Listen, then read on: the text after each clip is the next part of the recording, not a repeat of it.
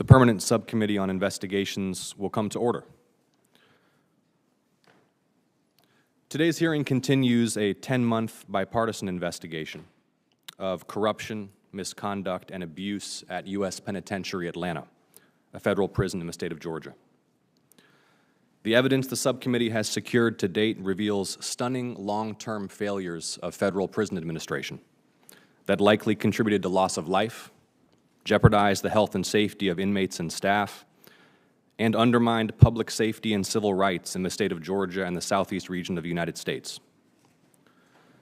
The subcommittee has secured and reviewed thousands of pages of internal documents from the Bureau of Prisons and interviewed dozens of witnesses, including BOP whistleblowers, current and former staff, federal judges, federal defenders, and former senior leaders at the Bureau of Prisons. The investigation has revealed that gross misconduct persisted at this prison for at least 9 years, and that much of the damning information revealing misconduct, abuse, and corruption was known to BOP and accessible to BOP leadership during that period. For many years, this facility has been extremely dangerous and insecure. Correctional services staff at USPA engaged in misconduct with impunity, and according to BOP's own internal investigations, lacked regard for human life. Vast quantities of contraband, including weapons and narcotics, flowed through the prison, enabled by staff corruption. Conditions for inmates and pretrial detainees have been abusive and inhumane, and in my view, violated both the Eighth Amendment right to be free from cruel and unusual punishment and the Sixth Amendment right to counsel. Interviews and records reveal a facility where inmates, including presumptively innocent pretrial detainees, were denied proper nutrition, access to clean drinking water and hygiene products, lacked access to medical care, endured months of lockdowns with limited or no access to the outdoors or basic services, and had rats and roaches in their food and cells. One federal judge told the subcommittee that USPA is an embarrassment to the judicial system and noted that incarceration at USPA is like adding another layer of punishment due to the appalling conditions. Another federal judge wrote a letter to the USPA warden in January of this year to express his deep concern regarding the persistently abusive conditions that were reported to him, including detainees subjected to, quote, a month of 24-hour solitary confinement with only a Bible for entertainment or reading, quote, no change of clothes for several weeks, quote, lack of access to mail, quote, a week with only a paper jumpsuit and paper blankets for an inmate on suicide watch, and, quote, blockage of written communications between attorney and client. Given these conditions, it is perhaps not surprising that USPA has led the nation's federal prison facilities in suicides, and 4 of the last 4 inmates deceased from suicide were found to have been using narcotics at the time of their death. This despite repeated warnings from BOP's own investigators that the prison was failing to prevent the flow of contraband into the facility, failing to implement suicide prevention policies, failing to respond with urgency to suicide attempts by inmates, and that there was a lack of, and I quote, regard for human life among the staff, and this is another direct quote from BOP's own internal investigations, quote, a dangerous and chaotic environment of hopelessness and helplessness, leaving inmates to their own means to improve their quality of life. In a November 2020 suicide investigation report, one of thousands of pages of documents that this subcommittee unearthed, BOP's own investigators found that the staff's delayed medical response, quote, represents gross indifference to preserving life and violates inmates' constitutional rights. That from the BOP's own internal investigators. Since at least 2014, BOP leadership was warned in its own internal audits and investigations, documents secured by this subcommittee, that failures and misconduct were persistent and severe. Failures documented during this period include failures to conduct rounds in the special housing unit, improper handling and management of firearms, failures to search for contraband, failures to train staff in suicide prevention, improper storage of large quantities of narcotics, the free and open flow of contraband within the facility, including in the special housing unit, mishandling of evidence related to inmate suicides, inoperable surveillance cameras, inoperable perimeter security infrastructure. Here are some direct quotes, again, from the BOP's own internal audits, which this subcommittee secured. Quote, complacency, indifference, inattentiveness, and a lack of compliance with BOP policies and procedures. Quote, a lack of oversight throughout the institution. Quote, USP Atlanta presents significant security concern for the Southeast region. Both national and local policies are being violated on a regular basis. Again, the BOP's own internal investigations in reports available to BOP leadership for years. In one instance cited by BOP internal investigators, prison staff had to borrow a razor blade from a prisoner to cut the ligature suspending that prisoner who had hanged himself in his cell. In another instance, officers intentionally disabled drug detection equipment used to identify trace amounts of narcotics coming into the prisons at one of the entrances. Yet despite these unequivocal internal reports of abuse and misconduct, the situation continued to deteriorate. Today, our witnesses include 2 individuals with more than 45 years of combined experience working within the Bureau of Prisons and several years working at U.S. Penitentiary Atlanta. Dr. Ramirez, who comes forward today as a whistleblower, previously served as the chief psychologist at USPA and remains employed by the BOP. Ms. Whitehead previously served as the jail administrator at USP Atlanta and recently retired after nearly 30 years of service. Dr. Ramirez, Ms. Whitehead, I applaud your courage in coming forward to speak publicly about your experiences working at the U.S. Penitentiary Atlanta and in the Federal Bureau of Prisons.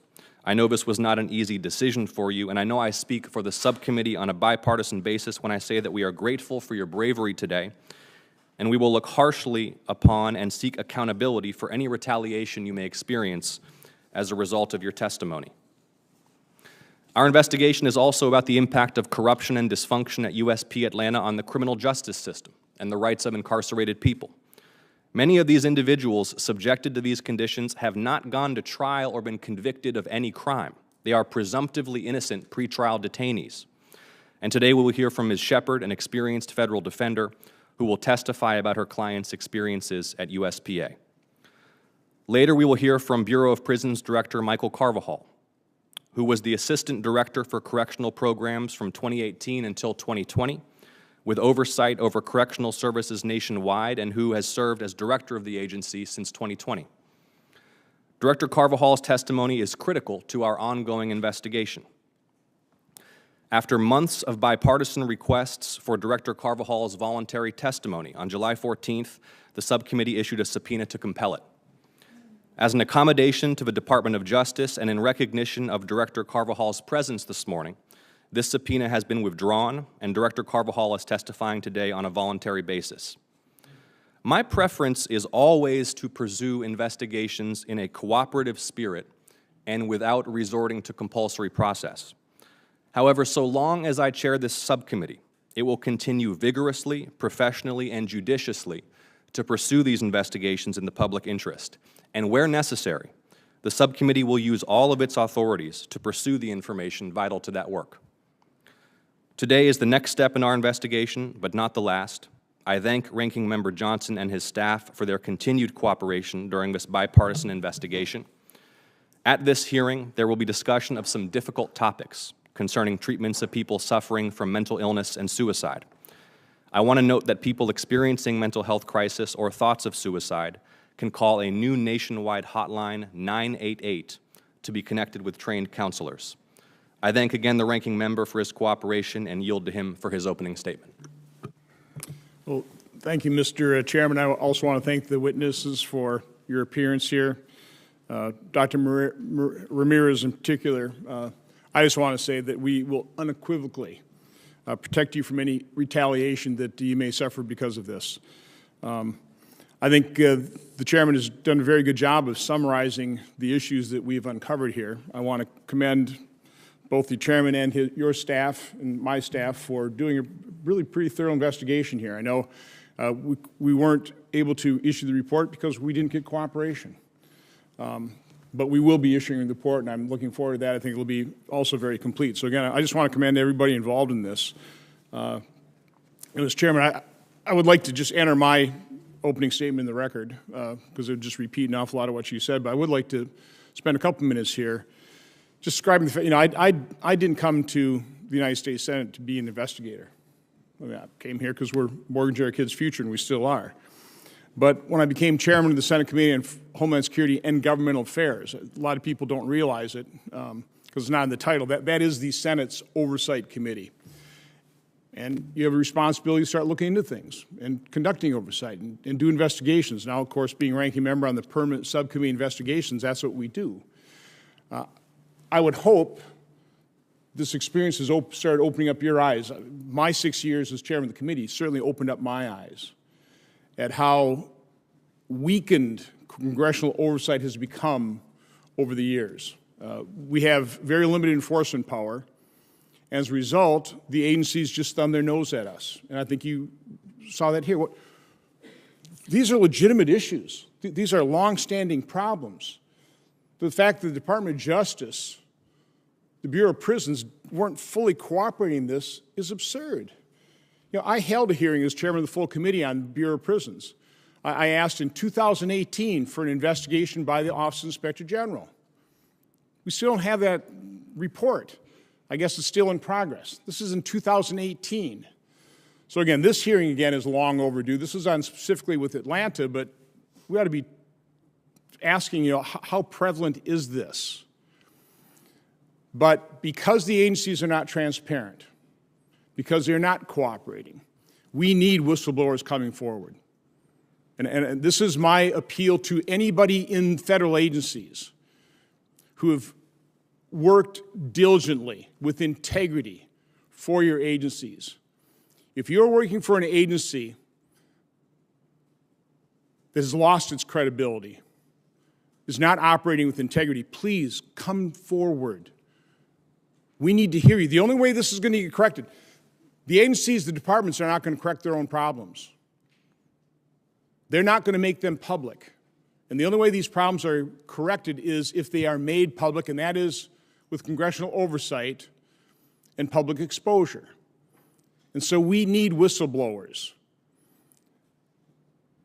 I have to highlight an extraordinary letter written yesterday by Senator Chuck Grassley involving a joint investigation we've been conducting for a couple of years. Finally, some whistleblowers have come forward, and quite honestly, I don't know if they're from the FBI, the Department of Justice, but it is extraordinary what he reveals in his letter to FBI Director Wray and Attorney General Garland. To quote, "There was a scheme in place among certain FBI officials to undermine derogatory information connected to Hunter Biden by falsely suggesting it was disinformation." Now, I don't want to go too far into this. This is not necessarily the forum for this, but it's exactly the forum to encourage more whistleblowers to come forward, because one of the reasons this is so near and dear to my heart is both Senator Grassley and I were falsely accused of accepting and disseminating Russian disinformation. Is this where this came from? Did those false accusations against the chairman of Senate committees duly authorized with responsibility to conduct oversight and investigations, were we smeared and undermined by our own FBI? I'd like to enter this Senator Grassley's letter in the record. I'd also like to enter the letter I wrote to Attorney General Garland, to Christopher Wray, to Director of National Intelligence Haynes, as well as Inspector General Horowitz. I'd also like to enter that in the record. Without objection. So again, if you are a whistleblower in the Department of Justice, the FBI, please come forward. If you want to restore integrity and credibility to your agencies, come forward and tell Congress so the American people understand the truth. I would also make that appeal to people working in our federal health agencies. Our response to COVID has been a miserable failure, largely because our health agency has not been transparent. I've written 43 oversight letters to the agencies. Where I've gotten responses, they're non-responsive responses. Generally, I don't even get answers. This lack of transparency must end. We must restore congressional oversight because the American people deserve the truth. You know, every one of these confirmed secretaries or agency heads come before Congress, they raise their hand, and they swear that they will comply with legitimate congressional oversight, and then they don't. This has to end. The American people deserve transparency, they deserve honesty, they deserve the truth. So again, Mr. Chairman, I appreciate the work you've done on this. This is important information. The only way this is going to get fixed in Atlanta, in other prisons, is if the American public is aware of what's going on. Because obviously the Bureau of Prisons isn't fixing it. They haven't fixed it. This requires public pressure, and that requires congressional oversight. So, you know, again, I commend you for drawing a line and insisting on cooperation. We didn't get it. We finally got it the 12th hour. But this is exactly what's required. And again, I'm hoping you're now realizing, again, just a fraction of the frustration I've been feeling for 6 years, trying to get to the bottom and trying to provide the American people the truth. Thank you. Thank you, Ranking Member Johnson, and appreciate your will to investigate issues within the Bureau of Prisons at U.S. Penitentiary Atlanta and indeed at other facilities, and we'll continue that work together. We will now call our first panel of witnesses for this morning's hearing. Dr. Erica Ramirez, a current Bureau of Prisons employee and the former chief psychologist at U.S. Penitentiary Atlanta. Ms. Terry Whitehead retired from the Bureau of Prisons after more than 30 years of service. She served most recently as jail administrator at U.S. Penitentiary Atlanta before retiring in December of 2021. And Ms. Rebecca Shepard is a trial attorney with the Federal Defender Program in the Northern District of Georgia, whose office has frequently represented inmates at the U.S. Penitentiary in Atlanta. I appreciate all of you being with us this morning, and especially want to thank you for the courage to come forward and speak out. We look forward to your testimony, and it is the custom of this subcommittee to swear in all witnesses. So at this time, I would ask all of you to please stand and raise your right hand.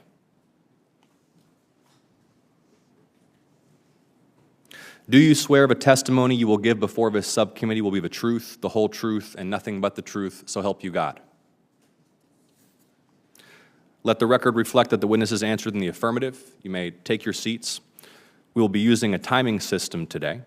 All of your written testimony will be printed in the record in its entirety, and we would ask that you try to limit your oral testimony to no longer than 5 minutes. We will begin with you, Dr. Ramirez. You may deliver your opening statement. Good morning. It is my professional and personal honor to participate in this hearing. I'm here today seeking accountability for the appalling situation at United States Penitentiary Atlanta.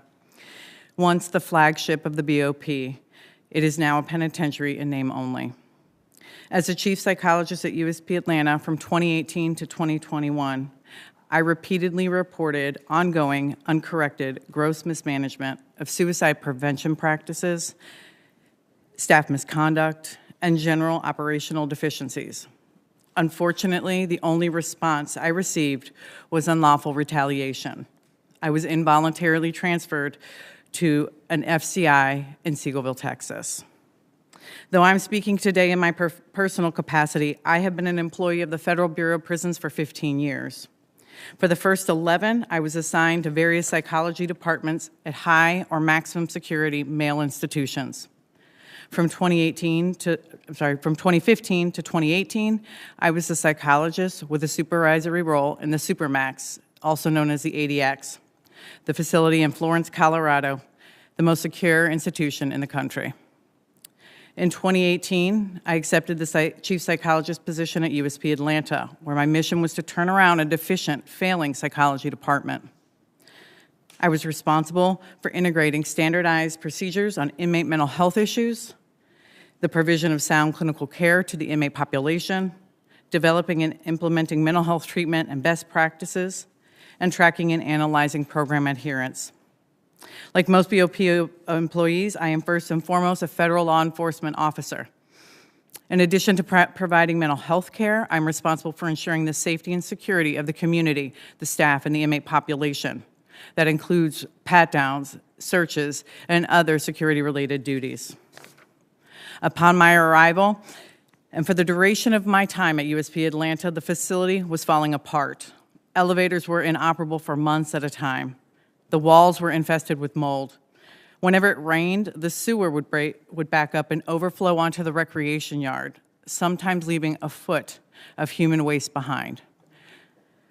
Security-wise, there was little to speak of.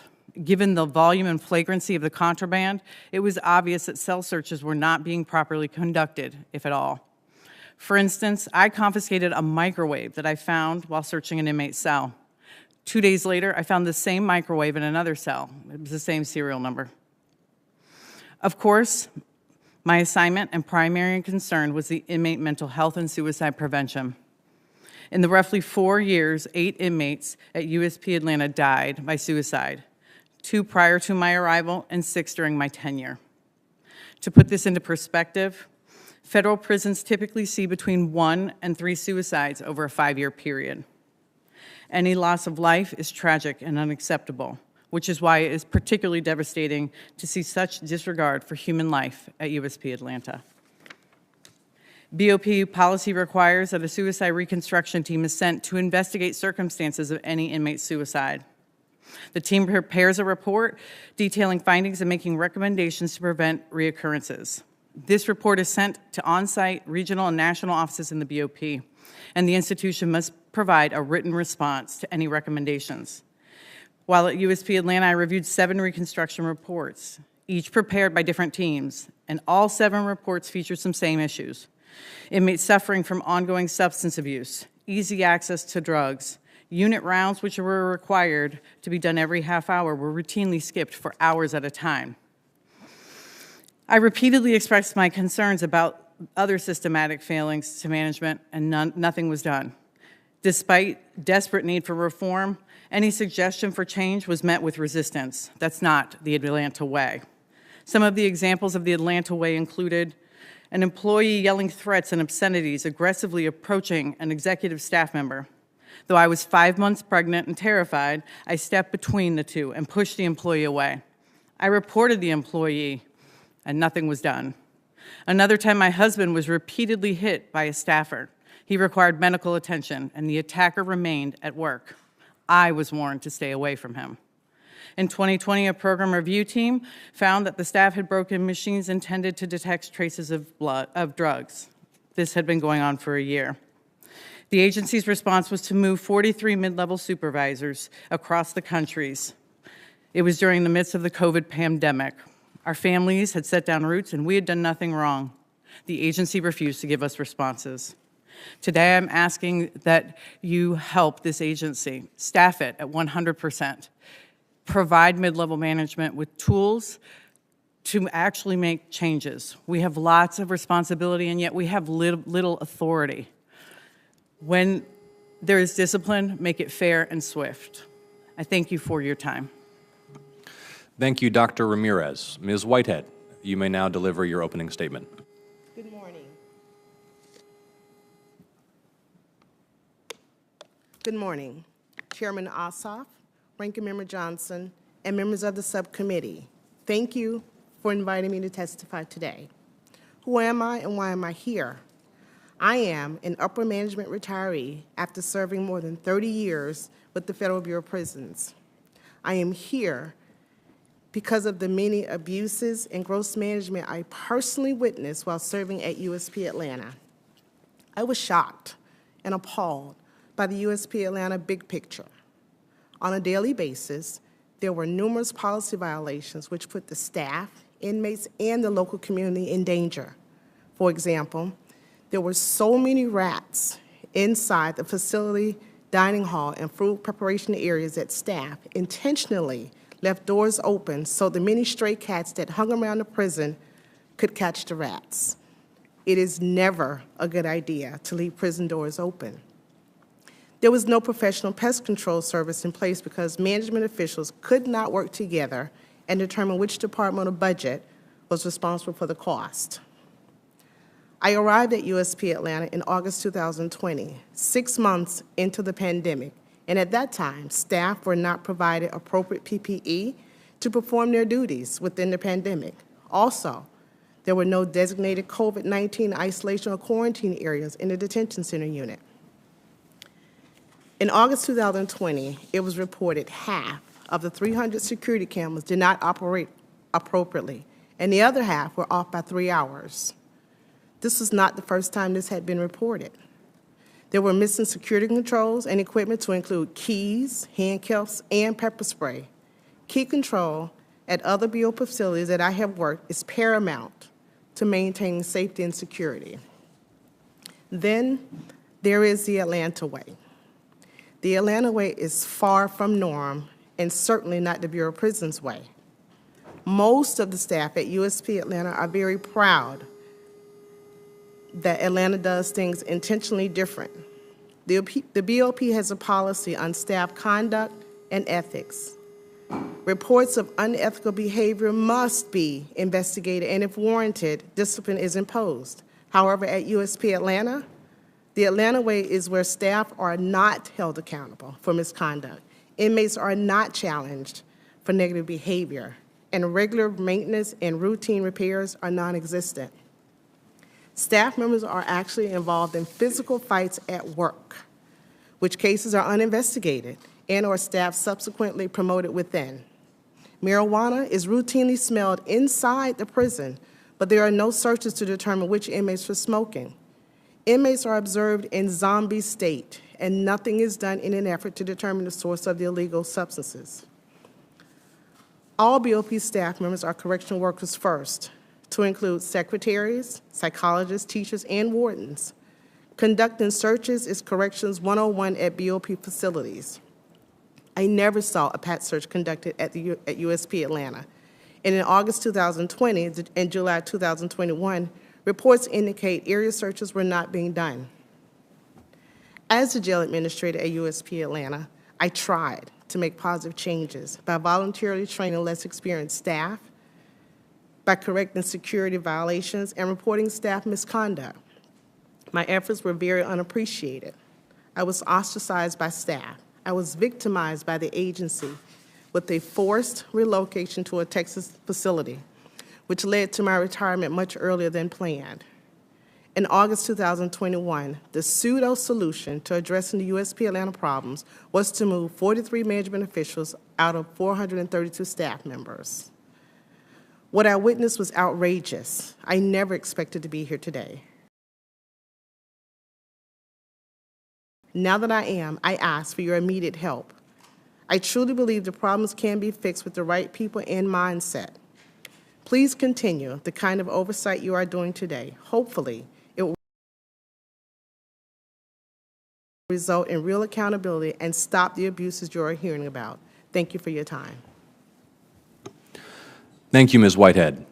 Ms. Shepard, you may now deliver your opening statement. And to our panelists, you may hear buzzes and bells from the camera, and they have nothing to do with you or your time. They're just indicators of what's happening on the floor, so don't be alarmed. Ms. Shepard. Chairman Ossoff, Ranking Member Johnson, and members of the subcommittee, thank you for inviting me to this hearing. Today, I focus my testimony on the unacceptable conditions of confinement for clients who are detained pre-trial, awaiting trial, and presumed innocent at USP Atlanta. Defenders see firsthand how USP Atlanta subjects people to inhumane and substandard conditions and limits their access to attorneys, which in turn interferes with their Sixth Amendment right to counsel. The result is deplorable and punitive conditions which courts, defenders, and our clients have observed for decades.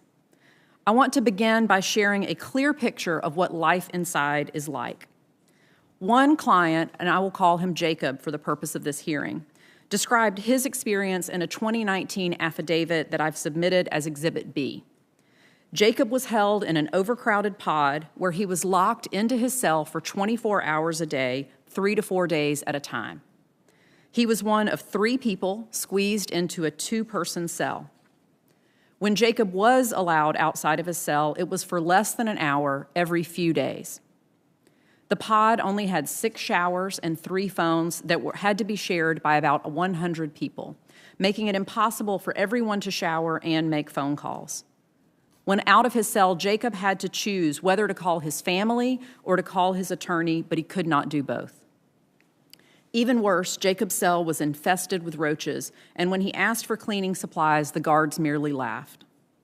I'm sorry to say that Jacob's experience is not at all unique for Atlanta pretrial detainees.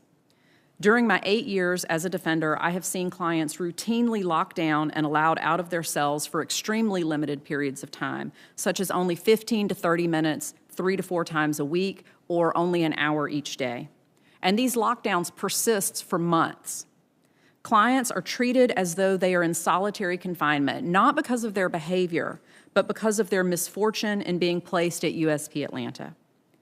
Lockdowns mean that my clients cannot meet their basic human needs, cannot communicate with their families, cannot visit with clergy, and cannot participate in productive programming. Jacob also described receiving substandard food and hygiene at USP Atlanta. His dinner was routinely slices of bread and packages of expired deli meat, and he could not supplement his diet with commissary because it was limited to only instant coffee and potato chips. Again, Jacob's experience is not unique. Our clients go months at a time with only sack lunches provided for every meal served in their cells. Sometimes they find bugs in their food, and we see the impact as our clients lose weight and become emaciated. Given these fundamental failures of care, it should come as no surprise that USP Atlanta routinely denies our clients access to mental health treatment, including medication, therapy, and access to mental health professionals. As Chairman Ossoff referenced earlier, one person on pretrial detention was held for a week on suicide watch without access to treatment or medication, provided only a paper gown and paper blankets. I want to turn to a different topic next, which is how USP Atlanta interferes with the Sixth Amendment guarantee of effective assistance of counsel. USP Atlanta's practices and policies do not allow us to fulfill our constitutional and ethical obligations of zealous advocacy. First, there are scheduling delays and difficulties as USP Atlanta staff members fail to respond to requests for legal meetings, often for several days and despite repeated requests. It is not unusual for the date of the expected meeting to pass and for there to still be no response from staff members. And scheduling a meeting does not mean that the meeting will actually happen because of the facility's chaos and disorganization. When we do get to meet with our clients, it is often after hours of waiting. And while we wait, we are on the clock, along with the experts and interpreters that often come along with us. So taxpayers are bearing the cost of USP Atlanta's incompetence. Clients' access to their discovery, the government's evidence against them, is also limited because clients do not have enough access to the law library due to the lockdowns and have no ability to review electronic discovery with their attorneys. Even when a court has intervened and ordered USP Atlanta to allow law library access, the facility has failed to comply. The circumstances that we detail today are inhumane and unjust, but they are avoidable and they should not be the norm. Unfortunately, the problems at USP Atlanta are part of a larger story of systemic dysfunction. My written statement includes several recommendations for ways this body could address this unconscionable state of affairs. Thank you very much for the opportunity to testify today, and I welcome any questions you may have. Thank you, Ms. Shepard, and to all of our panelists. I'll now begin with my first round of questions. And Ms. Shepard, I'd like to begin with you. I'm going to enter into the record a letter from Judge Timothy C. Batten, Chief United States District Judge, Northern District of Georgia, to the warden at U.S. Penitentiary Atlanta from just January of this year. Now, our review of internal BOP records demonstrates that a pattern of misconduct and dysfunction persists at least as far back as 2014 at this facility. This is from January of this year. The judge asks the warden for answers with respect to reports of rats in the building, roaches in the food, poor nutrition and emaciation of inmates, lack of access to hygiene products, lack of access to medication, lack of access to mail, limited access to toothbrush and toothpaste, no change of clothes for several weeks, a month of 24-hour solitary confinement with only a Bible for entertainment or reading, a week, as you mentioned, with only a paper jumpsuit and paper blankets for an inmate on suicide watch without mental health treatment, only being permitted 15 minutes out of a cell every day to bathe, make phone calls, and use the library, blockage of written and other communications between attorney and client, difficulty arranging interview between inmate and psychologist. I mean, is this consistent with your experience, and what does this say about the state of affairs? This is just in the jail at U.S. Penitentiary. I want to remind everyone, these are presumptively innocent pretrial detainees. These conditions would be appalling if any human being were subjected to them. We're talking about people who have been convicted, not of the crime they've been charged, if any crime at all. Would you please comment? Yes, Chairman Ossoff, that is representative of our experience. We have observed the same conditions that are detailed in that letter. And I would like to make clear to the subcommittee that these are not conditions that were created or result from the COVID-19 pandemic. These are conditions that we have seen for as long as I have been going to USP Atlanta, which dates back to 2014, and for my colleagues even further back. And they've also been reflected in records established in front of the district court as well as in front of the 11th Circuit. Well, I cited in my opening statement a note in a BOP internal investigative document, the BOP's own staff stating on the record that they believed misconduct in the prison constituted a violation of constitutional rights. What do these conditions mean for access to counsel, the Sixth Amendment right that every defendant has to be in consultation with their attorney and receive effective counsel? As I alluded to in my earlier statement, it is difficult to the point of, in some cases, impossible for us as attorneys to communicate with our clients. There are extremely lengthy delays in even our clients receiving legal mail. But it is a necessary part of our representation of our clients to meet with them, to discuss the evidence against them, to discuss what their legal strategy will be. All of those conversations require contact with our clients. It is not unusual for it to take several weeks, if not longer, to even schedule an opportunity to go into the facility. And again, when we do get into the facility, our time with our clients is extremely limited, largely due to the chaos and dysfunction that exists within the facility. Getting into the facility, being processed in, there's often, even if we have an approval from an administrator to come for the meeting, the people at the front gate don't have that. They didn't know we were coming. No one is assigned to actually monitor the meeting. All of those delays end up creating a situation where our time with our clients is extremely limited. And the consequence of that is that then hearings that the court has scheduled often have to be delayed. It is not unusual for us to have to ask the judge for continuance after continuance after continuance because we are not able to prepare for a hearing or to file motions because we simply don't have access. Thank you, Ms. Shepard. Dr. Ramirez, I want to talk about access to narcotics in the facility, the impact on mental health. I noted that internal BOP reports that the subcommittee secured dating back as far as 2014 noted severe deficiencies in the ability to manage and prevent the flow of contraband and including drugs and weapons throughout the facility. I noted an event in the last 5 years when BOP's own internal investigators found that the staff had deliberately disabled a spectrometer meant to detect trace amounts of narcotics entering the facility. In the summer of 2021, this is just in very recent past, after 8 or 9 years of BOP's internal reports noting the failure to prevent contraband, there were seized heroin, methamphetamine, Suboxone, marijuana, tobacco, more than 100 instances that summer of locating narcotics, ecstasy, synthetic marijuana, K2, not to mention a kilogram of marijuana found in a locked education storage closet, 300 grams of marijuana found on a work site, 158 pills of a variety of loose prescriptions, 170 grams of methamphetamine in a common area, weapons, nearly 500 cell phones, all inside the facility, all found in a few sweeps in the summer of 2021.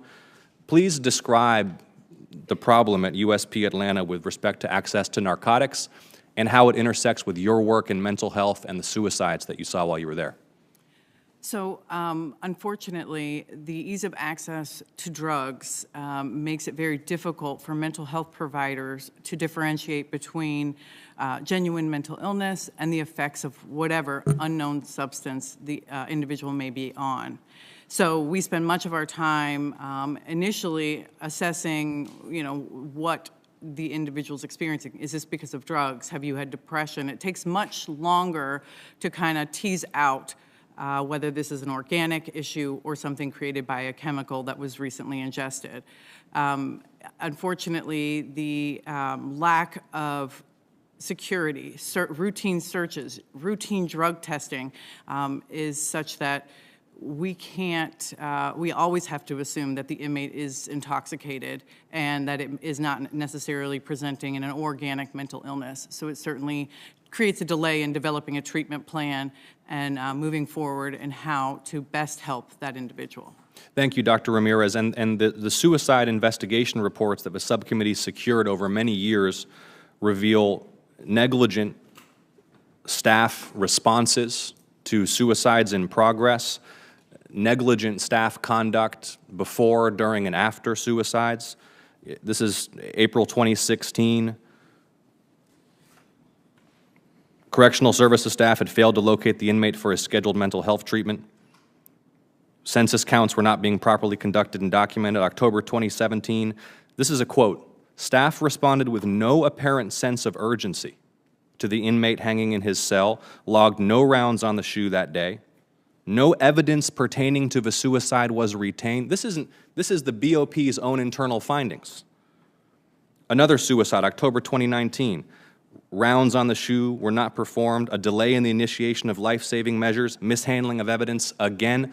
My final question, with the ranking member's indulgence, Ms. Whitehead, for you, staff misconduct, staff failure to follow policy. Based upon your experience, how deficient were the management processes that should have caused staff to adhere to BOP policies and procedures? And once you're concluded, it'll be ranking member's turn. Thank you. Thank you for that question, Senator. As I said, the BOP has a policy on misconduct. And the way it happens, if it's observed, you write a memo, you report it. I personally have reported maybe 6 instances when I was at Atlanta in about 16 months. I was never interviewed. There are fights, staff fight each other, physical fights in the prison. Those cases are not investigated. There are staff that curse each other in the presence of inmates. I've witnessed it. I've reported it. I've never been interviewed. So when staff don't report to work, they're AWOL. 300 hours of AWOL, and that staff member continues to go to work. Without a system of controls in place to curb misconduct among staff, the inmates feel that they can do whatever they want to do. Thank you, Ms. Whitehead. Ranking Member Johnson. Thank you, Mr. Chairman. Ms. Shepard, quickly, you are generally dealing with people in pretrial detention, correct? My testimony was focused on that. We also represent, for example, I have a client right now who is charged with committing a criminal act while inside the facility. So Okay. we have different sorts of access. So are those individuals separated, those populations, pretrial detainees versus the general prison population? Yes, and there's also an additional population at the facility, which is transferees. So inmates who are being transferred from one BOP facility to another. Those should also be separated. I have seen clients who were pre-trial who were in the same pod or unit as transferees, people who were already serving a sentence. So I mean, the whole prison sounds like a horror show, but is it particularly broken in terms of pretrial detention, or is there really no difference?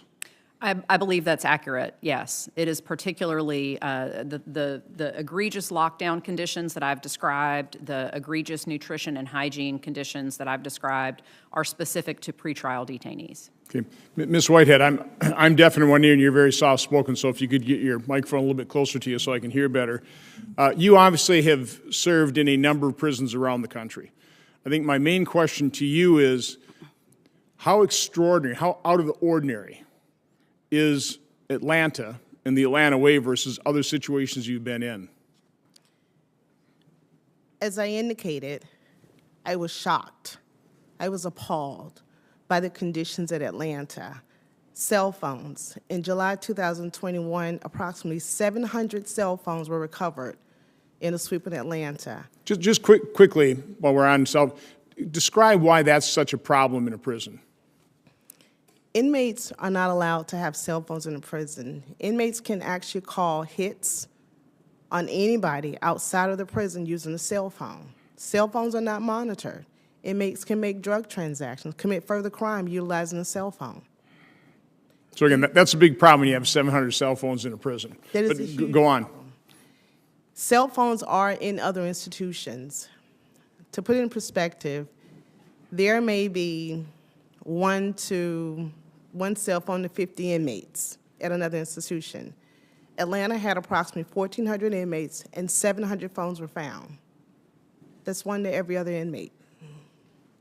So you started your career in Atlanta, I did. and then, I don't want to age you or anything, but you had a career all over the country, and then you came back really at the tail end of your career. Do you have any idea how long conditions were as you found them? Is this something that had been going on for years?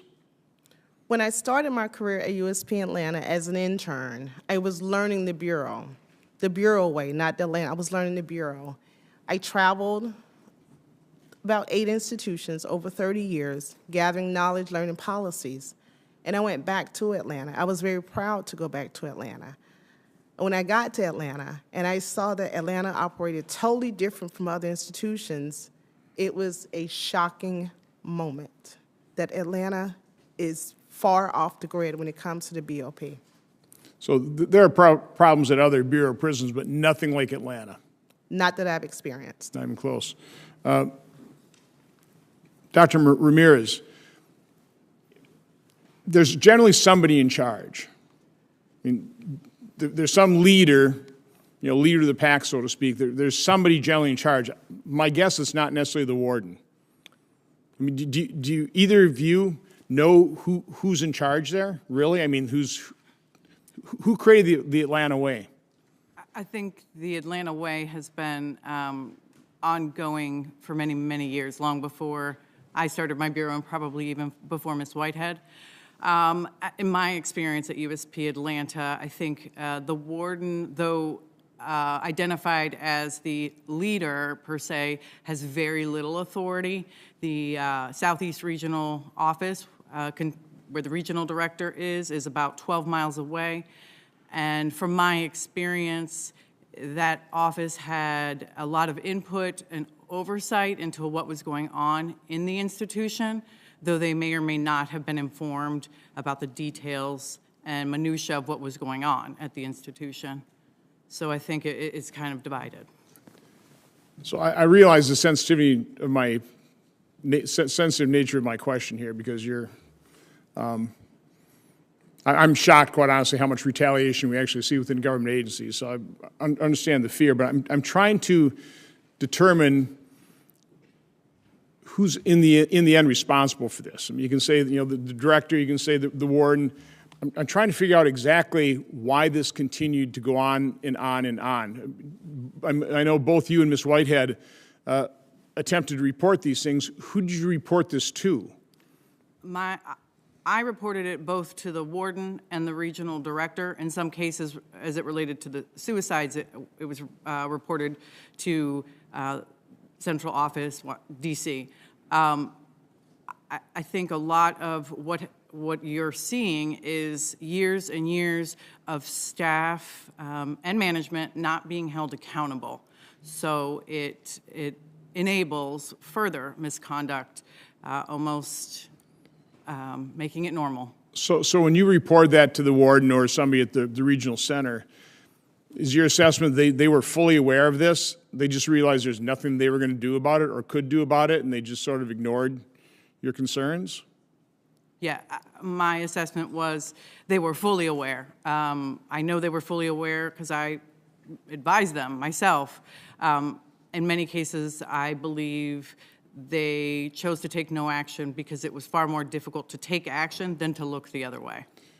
would those people in charge, would they be in fear of retaliation themselves? And not necessarily career retaliation, but physical retaliation from people in the prison? In my opinion, I don't believe that they would be in fear of physical retaliation, but I do believe that the regional director is a political position to some degree, and there is quite a bit of caution when attempting to address misconduct. So with your indulgence, Mr. Chairman, Ms. Whitehead, can you bring some context to, I think you understand the thrust of my questions here. I just, when there are ongoing problems, it goes on and on and on, and people are aware of it, but they're just not simply addressing it. Can you explain why? It appears the problems in Atlanta have been growing for years. Atlanta has a reputation. At one point, it was the flagship of the Bureau of Prisons. Atlanta has a reputation. There's the Atlanta way. Typically, wardens will make a round through Atlanta maybe 2 to 3 years. They have a career to keep growing. If you go to Atlanta and you, per se, rock the boat, or you don't go along with the Atlanta way, then it can ruin your career.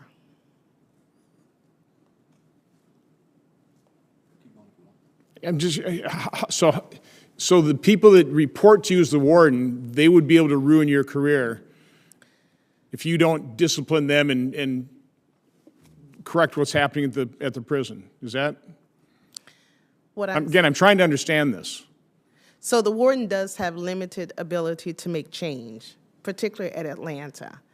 The regional director, which is the warden's supervisor, has more stake or more weight in making change in Atlanta.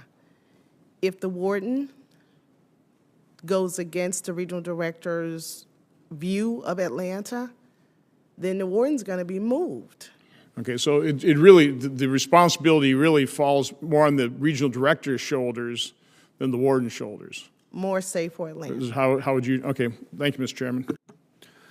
You know, the ranking member's line of question brings to mind, I think, something that's important that we establish here today, which is that these issues are long-standing, and these issues have been known to the BOP. This information has been accessible to BOP leadership dating back at least 9 years, according to the records that we secured from the Bureau of Prisons. All the way back in 2014, we have internal BOP documents warning about deficiencies in suicide prevention practices, Dr. Ramirez, at the facility. And yet, a full 6 years later, November of 2020, here's something from a suicide investigation, U.S. Penitentiary Atlanta. Quote, past reconstruction teams, the teams that conduct these investigations, this report reads, past reconstruction teams have made many of the same recommendations noted below in this report. The need for attention to detail, adherence to BOP policy, and regard for human life among correctional services staff. Regard for human life among correctional services staff. All right, here's another report, another suicide, about 8 months later. Quote, once again, this reconstruction revealed complacency, indifference, inattentiveness, and lack of compliance with BOP policies and procedures. These lapses contributed to a dangerous and chaotic environment of hopelessness and helplessness, leaving inmates to their own means to improve their quality of life. What does it mean in a prison, Dr. Ramirez, if the correctional services staff, and these are not my words, folks, these are the words of the BOP's own internal investigators, lack a regard for human life? It makes it impossible for psychology services or even health services to do their job. We are all one team, but certainly custody and correctional services is the backbone of any institution. If they are not doing the minimum, we are then unable to provide the treatment necessary to help improve mental health across the institution. If we can't stop inmates from accessing substances, from engaging in self-harm routinely and having access to various contraband, we cannot provide them mental health services. It makes it impossible, sir. Thank you, Dr. Ramirez. Ms. Shepard, the impact on the physical health of those incarcerated at this facility, and again, I want to keep emphasizing this, that particularly in your case, we're talking about pre-trial detainees. Let me be clear that there is no excuse for this treatment and abuse of any human being in any facility of the United States government or in the world. When we're talking about pre-trial detainees, we're talking about folks who are being held before or during their cases are being tried. They've not been convicted. They are presumptively innocent.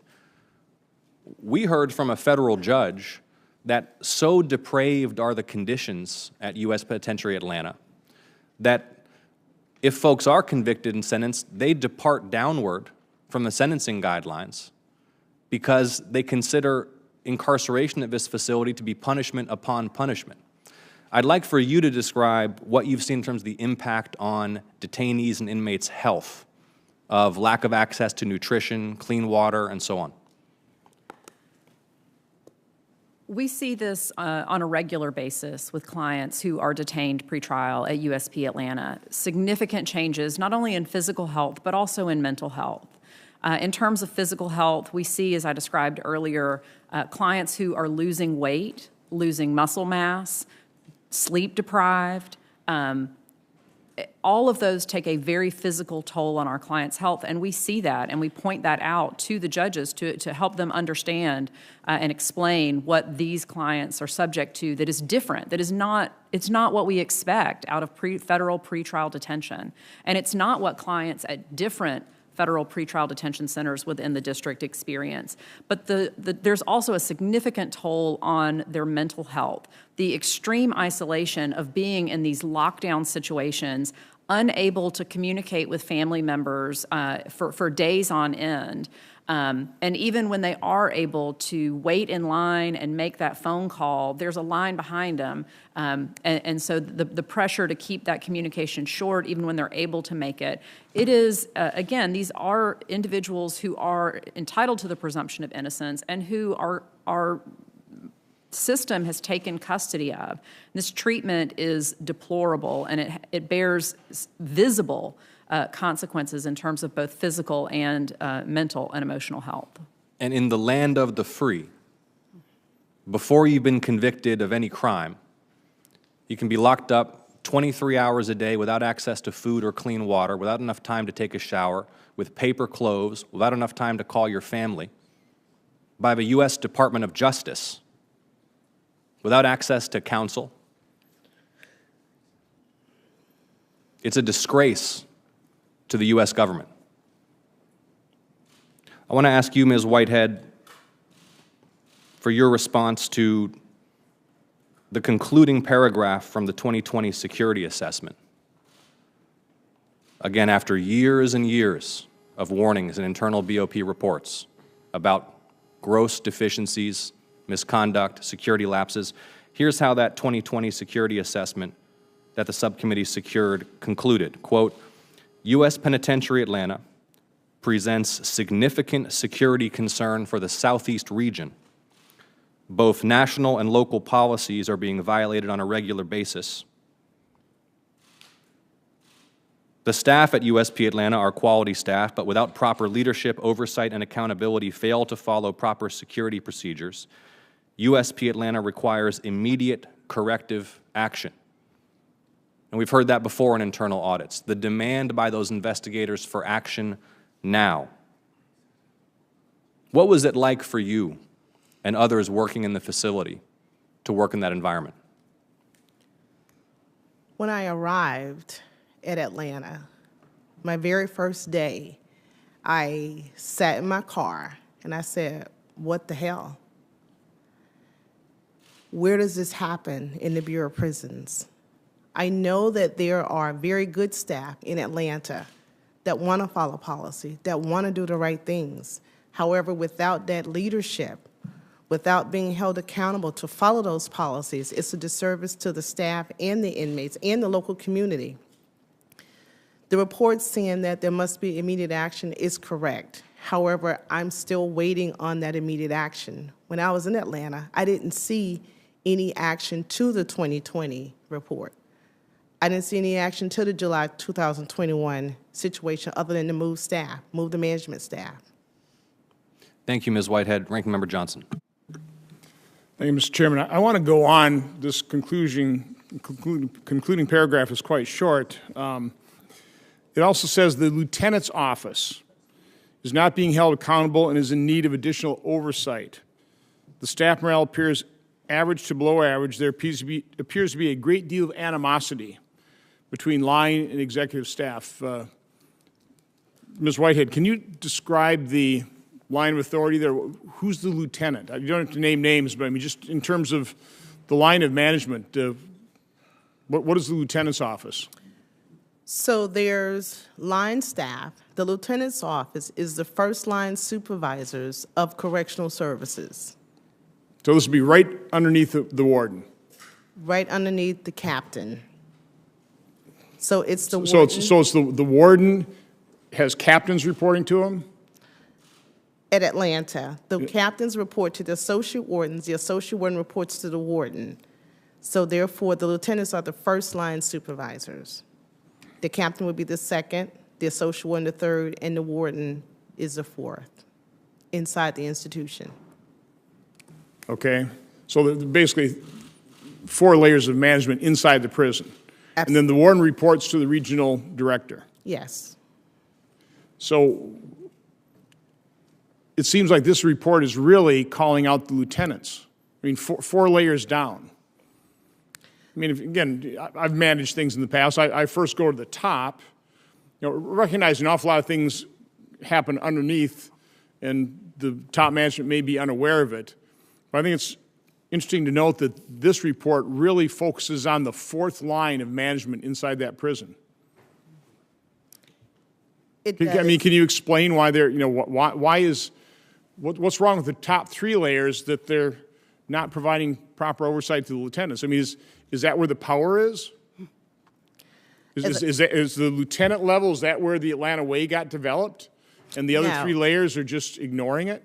No, it's a collective problem. As far as that report goes, it talks a lot about correctional services, about making rounds, about conducting searches. The lieutenant's office is pretty much responsible for the training the officers in those areas. And the suicide reports and that August 2020 report indicates staff were not conducting searches, staff were not making rounds. And if the lieutenants are making the rounds and supervising the staff, the correctional services staff, then that report indicates some of those things shouldn't have happened. It's a very tight institution, the different levels. So the captain communicates with the lieutenants on a daily basis. The associate warden communicates with the lieutenants on a daily basis. So therefore, if the lieutenant knows what's going on, then the captain should know. And then the captain should let the warden and the associate wardens know. So there's no, it's not correct that the upper 3 levels didn't know what was going on either. So it says there's animosity between line and executive staff. So define line. Is executive staff the top 2 layers, 3 layers, 4 layers? I mean, what are they? Where's the animosity occurring? The executive staff is the top layer. The line staff would be the first layer. A lot of the line staff members... Well, define it in terms of the lieutenants, captains that we were talking about earlier. Okay. So the line staff is the first, that's the line staff. Their very first line of supervisor would be the lieutenant's office. So where's, in this report, do you know where's the animosity between the first line staff and the lieutenant's office and above? It appears that it is between the first line staff and the lieutenant's office, and then it appears that lieutenant's office have issues with the next level from that report. So Dr. Ramirez, can you explain why there's all this animosity? In my experience at Atlanta, the bargaining staff, meaning the officers, the secretaries, oftentimes give pushback to their first line supervisors, so the lieutenant, as is referenced there. I'm just saying, you said the bargaining staff that'd be the unionized workers? Yes, sir, that's what they mean by line staff. Lieutenant above are outside the union? Yes, sir. So there's one potential fault line, huh? In my experience, what I witnessed at Atlanta was oftentimes the lieutenants would attempt to address an issue, the line staff may push back, and it created animosity because the captain, the associate warden, and the warden expect a job to be done. The lieutenant is, in my experience, I've witnessed them being very frustrated with being unable to get whatever done. So is that because they simply can't enforce the directives because of the union won't allow it to be enforced? Is there some labor management issues here that is part of this? And is the Atlanta way, is that really a bottom-up phenomenon, that it's the unionized workers that have created this Atlanta way, and line management simply can't enforce anything for whatever reason? I certainly think that there are challenges with the union and management at Atlanta. I would also say, as I mentioned in my testimony, that the agency's accountability for any type of staff misconduct, that entire process is so convoluted. If an employee is... When you say staff accountability, is that disciplining the union, the bargaining? Disciplining any staff member. Anybody? Yeah, so... Let me just, because I want to get to one other question, because I think it was Dr. Ramirez, I think in your testimony you talked about teachers and classes, and there's plenty of staff to teach, but you've only seen one course being conducted there. My guess, we're going to hear from the director, and it's always a staff issue, it's always a money issue, and sometimes it certainly is. Can either one of you explain why you've got teachers and education staff and no classes going on, except for that one instance? Again, at least in my experience, what I witnessed in Atlanta, it was very difficult to account for the staff. There was quite a bit of animosity, not only between the line staff and management, but also between staff who were not Atlanta staff, meaning we came from other institutions. The outsiders. The outsiders. So there was quite a bit of divide between the staff. And so it made for a somewhat cat and mouse game at times. Ms. Whitehead, do you have a comment on that, or? Dr. Ramirez is right on point. Okay. Thank you, Mr. Chairman. Thank you, Ranking Member Johnson, and thank you again so much to our witnesses for this panel for your courage, for coming to speak out about what you've experienced at U.S. Penitentiary Atlanta. This concludes Panel 1. And the hearing will be in recess until approximately 11:30 a.m. while we vote. Ranking Member Johnson, you're excused with gratitude from the subcommittee.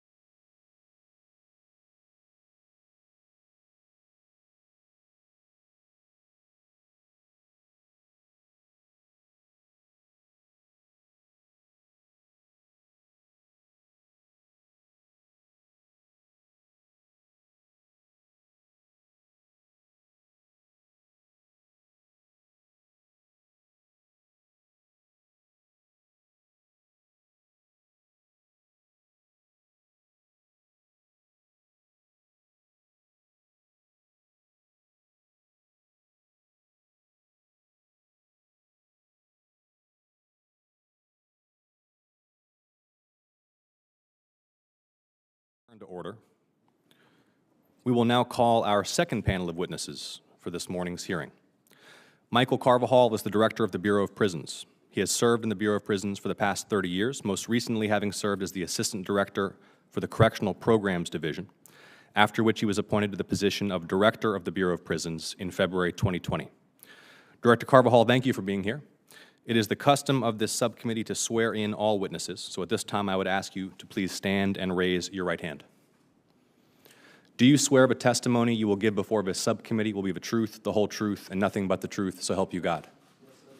Thank you, Director Carvajal. You may be seated. Let the record reflect that the witness answered in the affirmative. We will be using a timing system today, and Director Carvajal, all of your written testimony will be printed in the record in its entirety, but we would respectfully ask you try to limit your oral testimony to no more than 5 minutes. You may begin with your opening statement. Good morning, Chairman Ossoff, Ranking Member Johnson, and distinguished members of the subcommittee. I am pleased to be here voluntarily to speak on behalf of more than 35,000 corrections professionals who diligently support the Bureau's critical law enforcement mission. I want to stress that what happened in Atlanta is unacceptable. We recognize the gravity of the alleged misconduct at that facility, and in July of 2021, we determined that it was in the best interest of the institution to take significant action. We reassigned staff, transferred inmates, lowered the security level, and began updating infrastructure at the facility. Importantly, we refocused the staff towards changing the culture.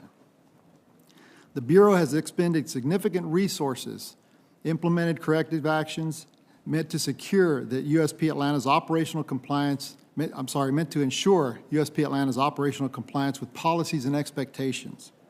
Regional leadership routinely visits the institution to provide oversight and review progress. In April 2022, I conducted a site visit to personally inspect the facility and assess the culture. I found that the staff to be receptive of and motivated by the recent changes that we instituted, and I observed firsthand the substantial physical improvements for the ongoing repairs. The regional office recently conducted a security assessment.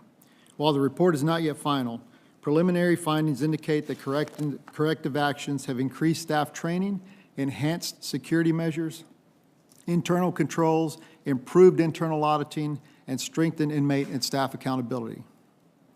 To address the aging infrastructure at USP Atlanta, we temporarily closed housing units to make necessary renovations. As repairs are completed and units are reopened, inmates will be returned to a safer environment. We are also in the process of upgrading the infrastructure and the installation of fiber optics that will support more modern security systems. That said, our ability to complete this critical work, including the replacement and addition of security systems and cameras, depends on our ability to fund these projects. For context, the current backlog of major modernization and repair projects throughout the Bureau is approximately $2 billion. However, over the last 10 years, the Bureau has received an average of $95 million annually to address these projects. This gap means that we must continually make difficult decisions about what projects to prioritize throughout the agency, which creates challenges when addressing infrastructure issues at 100-year-old institutions, such as USP Atlanta. We continually strive to improve suicide prevention efforts within the BOP. Inmate suicide rates historically run lower than those of the general public. In recent years, we have taken meaningful steps to reduce the likelihoods of suicides at USP Atlanta and agency-wide. For example, in the spring of 2021, we created a task force to review strategies to reduce single celling, revised our suicide prevention policy, enhanced reconstruction follow-up procedures, and expanded use of reintegration housing programs. We also provided additional suicide prevention training and added 100 new positions to our psychology services, with at least 50 more anticipated this fiscal year.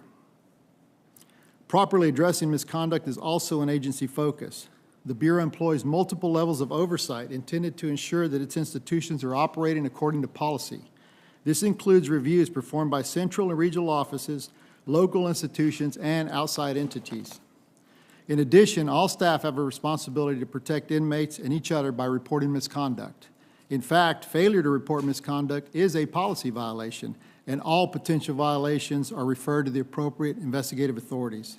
We are constantly looking for ways to strengthen this oversight and do better. Part of the Bureau's effort to curb misconduct includes contraband interdiction. We continue to combat the threat of contraband such as drugs, weapons, and cell phones, which are introduced into our institutions through ever-evolving methods. In addition to our standard security practices, we are currently working on several new systems to address this issue, and we have provided supplemental training to staff. The Bureau has made significant strides in addressing these staffing needs over the past few years, and we created a national recruiting office which uses creative methods in marketing to attract candidates. They also target recruitment efforts at institutions that have difficulty attracting applicants. Increasing and maintaining our staffing within appropriated funding levels remains a priority. In 2021, we hired over 3,000 staff, and this year we've added over 1,200 new staff. We have proven that we can hire. And although hiring is not an issue at the majority of our locations, we are routinely outbid by competing corrections or law enforcement agencies that pay higher wages. Accordingly, we continue to consider how we can use additional incentives and hiring flexibilities so that we can be more competitive. USP Atlanta is currently staffed at nearly 90%, while the inmate population is approximately 42%. Recruitment and retention efforts are ongoing to maintain institution staffing at a safe and appropriate level. I appreciate the opportunity to discuss these issues with you, and I look forward to your questions. Thank you, Director Carvajal, for your opening statement.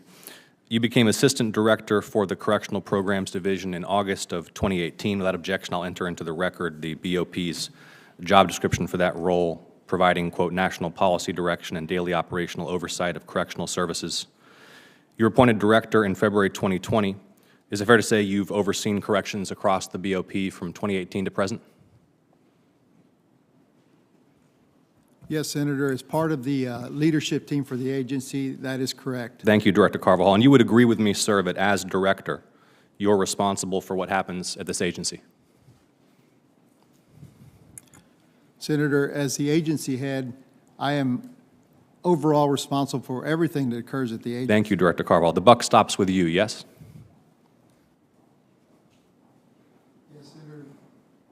As you were aware, we have a very large and complex organization, so there's a clear delineation of authority. The way our system is set up, as a director, as I stated, yes. Every facility has a senior level manager, a CEO, chief executive officer, who's responsible for every facility. Above him is a regional director. Understood, Director Carvajal, but my time's limited and the buck stops with you, correct? Correct. Okay, and I would suggest leaving the microphone on just in the interest of time.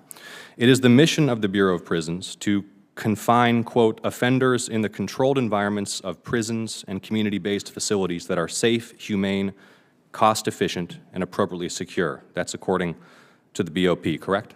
Correct. Thank you. And if BOP is not doing these things, the buck stops with you, correct? As I stated, Senator, ultimately I'm responsible for everything that occurs in this agency, but this is a very large and complex organization. You have to... Director Carvajal, I appreciate it's a large and complex agency, but you are the director. I think we've established that the buck stops with you. As you know, USP Atlanta is a prison complex that holds pretrial detainees, meaning people who have been charged with crimes but not yet convicted. And as you know, in our country, they are presumed innocent. During our investigation, we have uncovered horrific reports of conditions of incarceration for all prisoners at USP Atlanta, but in particular for the presumptively innocent pretrial detainees. What, in brief, Director, does it mean for a detainee in your custody to be presumptively innocent? Senator, I'm not sure I understand your question. What does it mean for a detainee in your custody to be presumptively innocent? Precisely that they're presumed innocent till proven guilty. They're going through the system. They're pretrial. That's right. They're presumed innocent until proven guilty. A federal judge in the Northern District of Georgia wrote a letter to the warden of USP Atlanta in January of this year, which I entered into the record earlier in this hearing. I think it's an extraordinary letter. This is from January of this year. It cites credible accounts. This is a federal district judge, in fact, the chief judge for the district panel, of the following issues at USP Atlanta, particularly for pretrial detainees who are presumptively innocent. Quotes, rats in the building, roaches in the food, poor nutrition and emaciation, lack of access to hygiene products, lack of access to medical care, including prescription medication. Quote, a month of 24-hour solitary confinement with only a Bible for entertainment or reading. Quote, a week with only a paper jumpsuit and paper blankets for an inmate on suicide watch without mental health treatment or medication. Have you seen this letter before today? I would have to actually see it, Senator. I get lots of letters, and I'm sure my staff are familiar with it. But you have not seen this letter until today? No. You understand that several of the witnesses we have heard from today have also cited unacceptable conditions of incarceration, particularly for pretrial detainees. You heard that testimony? The testimony on the panel before, no, Yes. I did not hear. You did not hear that testimony. Understood. We'll make sure to get you a copy. For a facility in as dire straits as U.S. Penitentiary Atlanta, where the inmate population's been depopulated by somewhere around 50% as a result of extraordinary measures in middle of 2021 after massive amounts of contraband and weapons were found, after years and years of documented failures, why would you not be aware of a letter from the chief judge on the Northern District of Georgia citing rats, roaches, emaciation of detainees, lack of access to hygiene products? You wouldn't be aware of that? No one brought that to your attention? Well, Senator, that's precisely why I was describing how our organization works. We have a regional director that is responsible for oversight of that facility along with the CEO. That is precisely why when I did become aware of the issues at Atlanta, I took the action that we took. That's precisely why we took that action, because when it did rise to my level, it rose to my level and we took immediate action. We did the things that we did, including reducing the population, reassigning the leadership team so that we could address the cultural issue that had developed there. Thank you, Director Carvajal. Now, you took over as the Director of Correctional Services, Assistant Director for Correctional Services in 2018. You would have familiarized yourself with some of the most significant problems at major BOP facilities entering that role, yes? If it was brought to my attention, Senator, again, Assistant If it was brought to Director- your attention, or did you proactively familiarize yourself with conditions Senator, I at believe facilities? it's important for you to understand how our organization works. Regional directors have primary responsibility oversight for those facilities. Assistant directors are more at the central level headquarters who are in charge of implementing policies and ensuring that we follow the rules and regulations. There are distinct differences between those. It is assumed that the regional director will provide oversight, and they are responsible to ensure compliance with policies, rules, and regulations at the local level. Thank you, Director Carvajal. You said you took immediate action when these issues were brought to your attention. November 2018 suicide investigation found that staff who initially responded to the medical emergency did not appear to have a sense of urgency. You were the Assistant Director for Correctional Programs. August 2019 inspection by the Southeast Regional Office reported missing weapons, significant failures to follow use of force, medical and rape prevention policies, improper or non-use of medical detectors. At that point, you were the Assistant Director for Correctional Services. August 2020 suicide investigation, I believe now you're the director, says, quote, "We've made many of the same recommendations noted in this report, the need for attention to detail, adherence to BOP policy, and regard for human life among correctional services staff." What does it mean to you to hear, as the Director of Bureau of Prisons, a report from your own investigators that staff at this facility lack regard for human life? It's completely unacceptable, Senator. That's precisely why I took the actions that I did when I became aware of it. Would it surprise you to learn that the BOP's own internal documentation show that it was aware of these conditions at USP Atlanta as far back as 2015?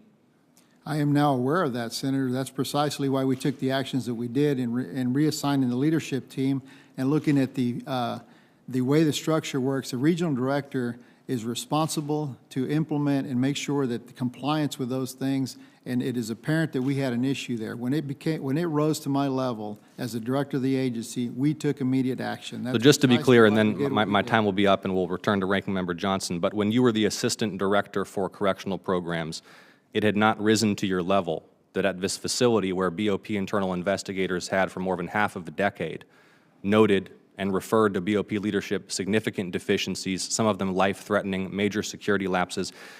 You were not aware that there were reports of missing weapons, failures to follow use of force, medical and rape prevention policies, improper or non-use of medical detectors or spectrometers, failure to conduct rounds in the SHU, deficient inmate disciplinary processes. These are the BOP's own internal investigative records. You were the Assistant Director at the national level for correctional programs. Were you or were you not aware in 2019 that these conditions prevailed at this facility? It's a yes or no question. Senator, as I stated, the regional director has oversight, primary responsibility. We have internal processes in place where we speak about these issues. So you were not I- aware? I did not have primary responsibility over that area. You say you didn't have responsibility. My question is, were you aware? I don't recall, Senator, without knowing. I truthfully, we have a lot going on in a very large, complex organization. I assure you that if I was aware, as with anything, I would have conducted or taken action. Thank It you, was a Director primary Carvajal. My time's responsibility. up, and I yield to Ranking Member Johnson. So, Mr. Director, thanks for coming here. Let's try and clarify things just in terms of your organization. I've been in large organizations, and you have line operational authority, and then you have staff over here doing human resources and other types of things, and they are completely separate. Is that kind of what your testimony is when you were the Assistant Director for Correctional Programs? You were really outside of the line operational authority, and it wasn't your responsibility to be aware of exactly what was happening operationally within the prisons? That is correct, Senator. I appreciate the opportunity to explain this. As the director of the agency, I'm overall responsible. The buck stops with me. However, our organization is very large. Assistant directors at the headquarters level are responsible for implementing policies and procedures. The operational daily oversight of a facility is the primary responsibility of the regional director, and more importantly, the CEO of that facility. So by analogy, let me make it like this. A prison is like a city. The warden would be like the mayor, responsible. If they have issues or need assistance, they report up to the regional director, who would be, in this case, by analogy, like a governor.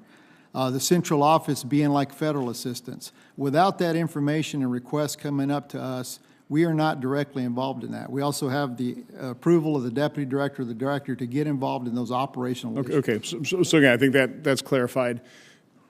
Do you know generally when you first became aware of the problems in Atlanta?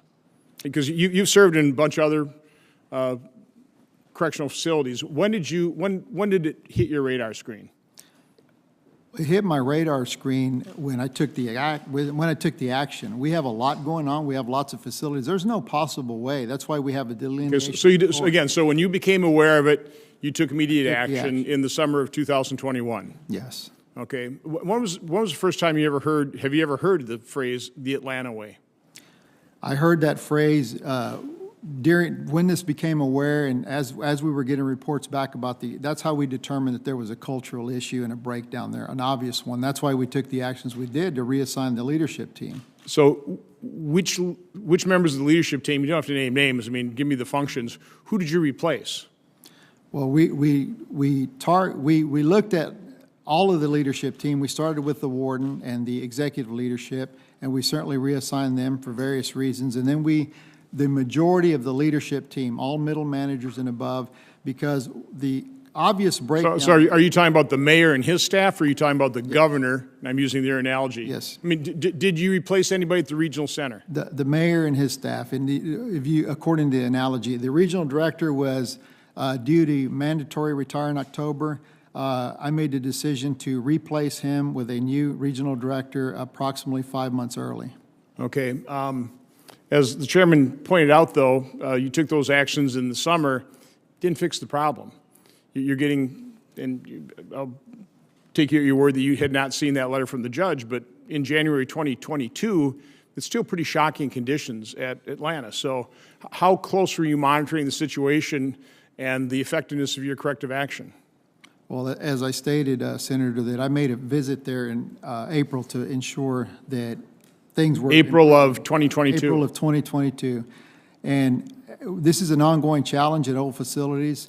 The warden, I know, is on it. What I observed there was that they were addressing these issues. We have constant challenges every day. When we become aware of them, we address them. I would expect that when that letter came in, that the current warden, the permanent warden there, is addressing those issues immediately. And that's what we would expect at any facility. So Ms. Whitehead, in her testimony, which you didn't hear, when she returned, she served in Atlanta in the early 1990s, came back, tail end of her career, and her testimony was that she was shocked at the conditions. And again, you've seen other prisons, you've been in different correctional facilities, you know how the procedures ought to work.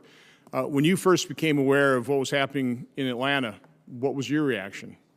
Exactly as I stated, Senator, it's absolutely unacceptable. That's why we took the actions we did. So I was, again, you didn't hear the testimony, I was trying to determine who really was in charge. We kind of went through the the regional director is then there's basically 4 layers of line management, ending at the lieutenant. So you've got the warden, and you've got captains, and you've got, I guess, social workers, and then you've got the lieutenants. Then you have as I think she'd call them, those in the bargaining unit. So you have the union line employees. One of the conclusions of the 2020 report was that the lieutenant's office is not being held accountable and is in need of additional oversight. And then it talked about how there appears to be a great deal of animosity between line and executive staff. Again, having run organizations, I realize sometimes people at the top, information is being, it just doesn't filter up. I mean, I got that. People cover things up. They don't want to let the boss know, that type of thing. Do you have, having looked into this, do you have an analysis of what went so haywire? Why things were so wrong for so long in Atlanta? I mean, do you have, other than, I know you took care of some management team, but, was there a union component to this? Animosity between the union line staff and management? Well, we do have a collective bargaining agreement, and the union does represent the line staff, but the issue, the breakdown that happened here, which was completely unacceptable, was the cultural issue there of line staff not being held accountable. A failure to follow policy is unacceptable. We have to have leaders and managers that enforce and hold people accountable. That's why we made the decision to remove the team, because they were not holding line staff who do the job accountable. So so again, you got replace the warden, to replace captains? I believe it was in the summer of 21, the captain, the associate warden, the captain who's considered the chief of police in that city, the associate warden were both removed from their positions because of their failures. The warden was eventually removed. Keep in mind that we have due process and we have to respect their rights too. We eventually removed the warden, so we had some actings. And then when I became aware of the overall cultural issue, which is completely unacceptable, we made a tough decision by removing the entire management team. These are all individuals. This was not people. Does that include lieutenants and you got? Yes. So did you bring those in from other facilities then? Yes, we did. Okay, and when did you make that move? It was ongoing. In fact, there may be some that are still. It's an ongoing process because we do have to make sure that our employees have rights. We're not doing this. Right, We are following personnel guidelines. So, if I have the indulgence of the chairman here, did you ever have an overall meeting with individuals in the bargaining unit, the line guards? Did you ever have did you ever meet with the lieutenants? I mean, what did you do, or were you just kind of talking to the warden and the captains when you went in there and did your analysis? I did not. That occurred below me, the different meetings. When I toured in April, I walked around that facility and interacted with all staff. In fact, my goal was to meet and speak to as many staff as possible in an informal environment. I answered many questions. I got lots of questions, and I had lots of interactions.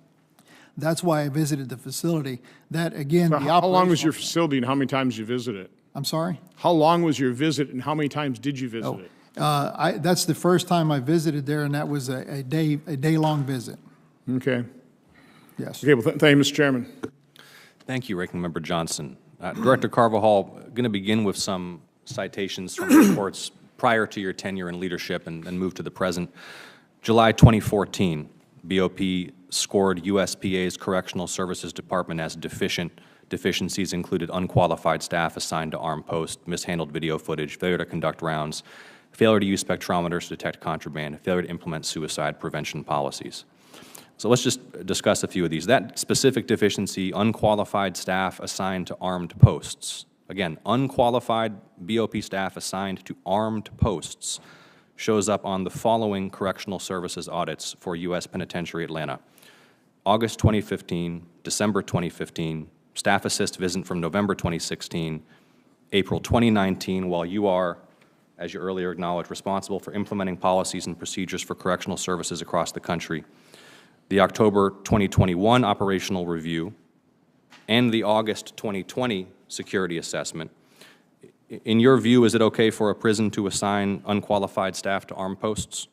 It's unacceptable, Senator. So why didn't anyone fix this problem? And, we can limit the discussion to when you were in senior leadership, April 2019, August 2020, October 2021.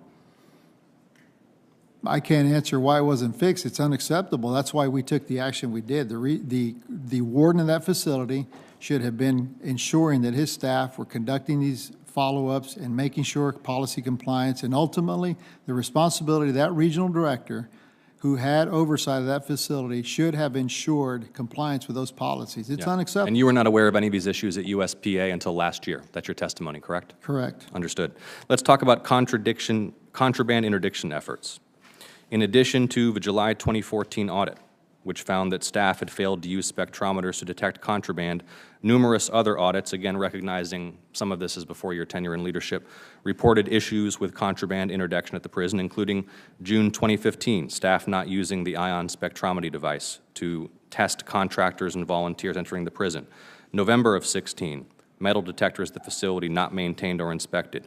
May 2017, the Special Investigative Services Department was storing drugs, quote, in excess that are not needed as evidence and which could, quote, pose a potential threat to the security of the institution. Now, those were before you assumed supervisory responsibility over BOP's correctional services, or as you put it, responsible for implementation of policies and procedures. I would have expected that that official would have reviewed some of these reports from problematic facilities. That's water under the bridge. Let's talk about while you were in charge. August 2019, Assistant Director for Correctional Programs. Staff member entering the front lobby, setting off metal detectors, front lobby officer waving them through, one ion spectrometry machine broken at the west gate, all contractors entering the facility utilizing the front lobby and never screened. After, at this point, 5.5 consecutive years of reports indicating failures to prevent contraband from entering. January 2020, USPA staff are damaging the ion scan to prevent the device from being used. The machine has not been utilized in over 1 year. So just before you become director of the Bureau of Prisons, staff are, quote, engaged in, quote, purposeful destruction of drug detection equipment. That's 1 month before you became director.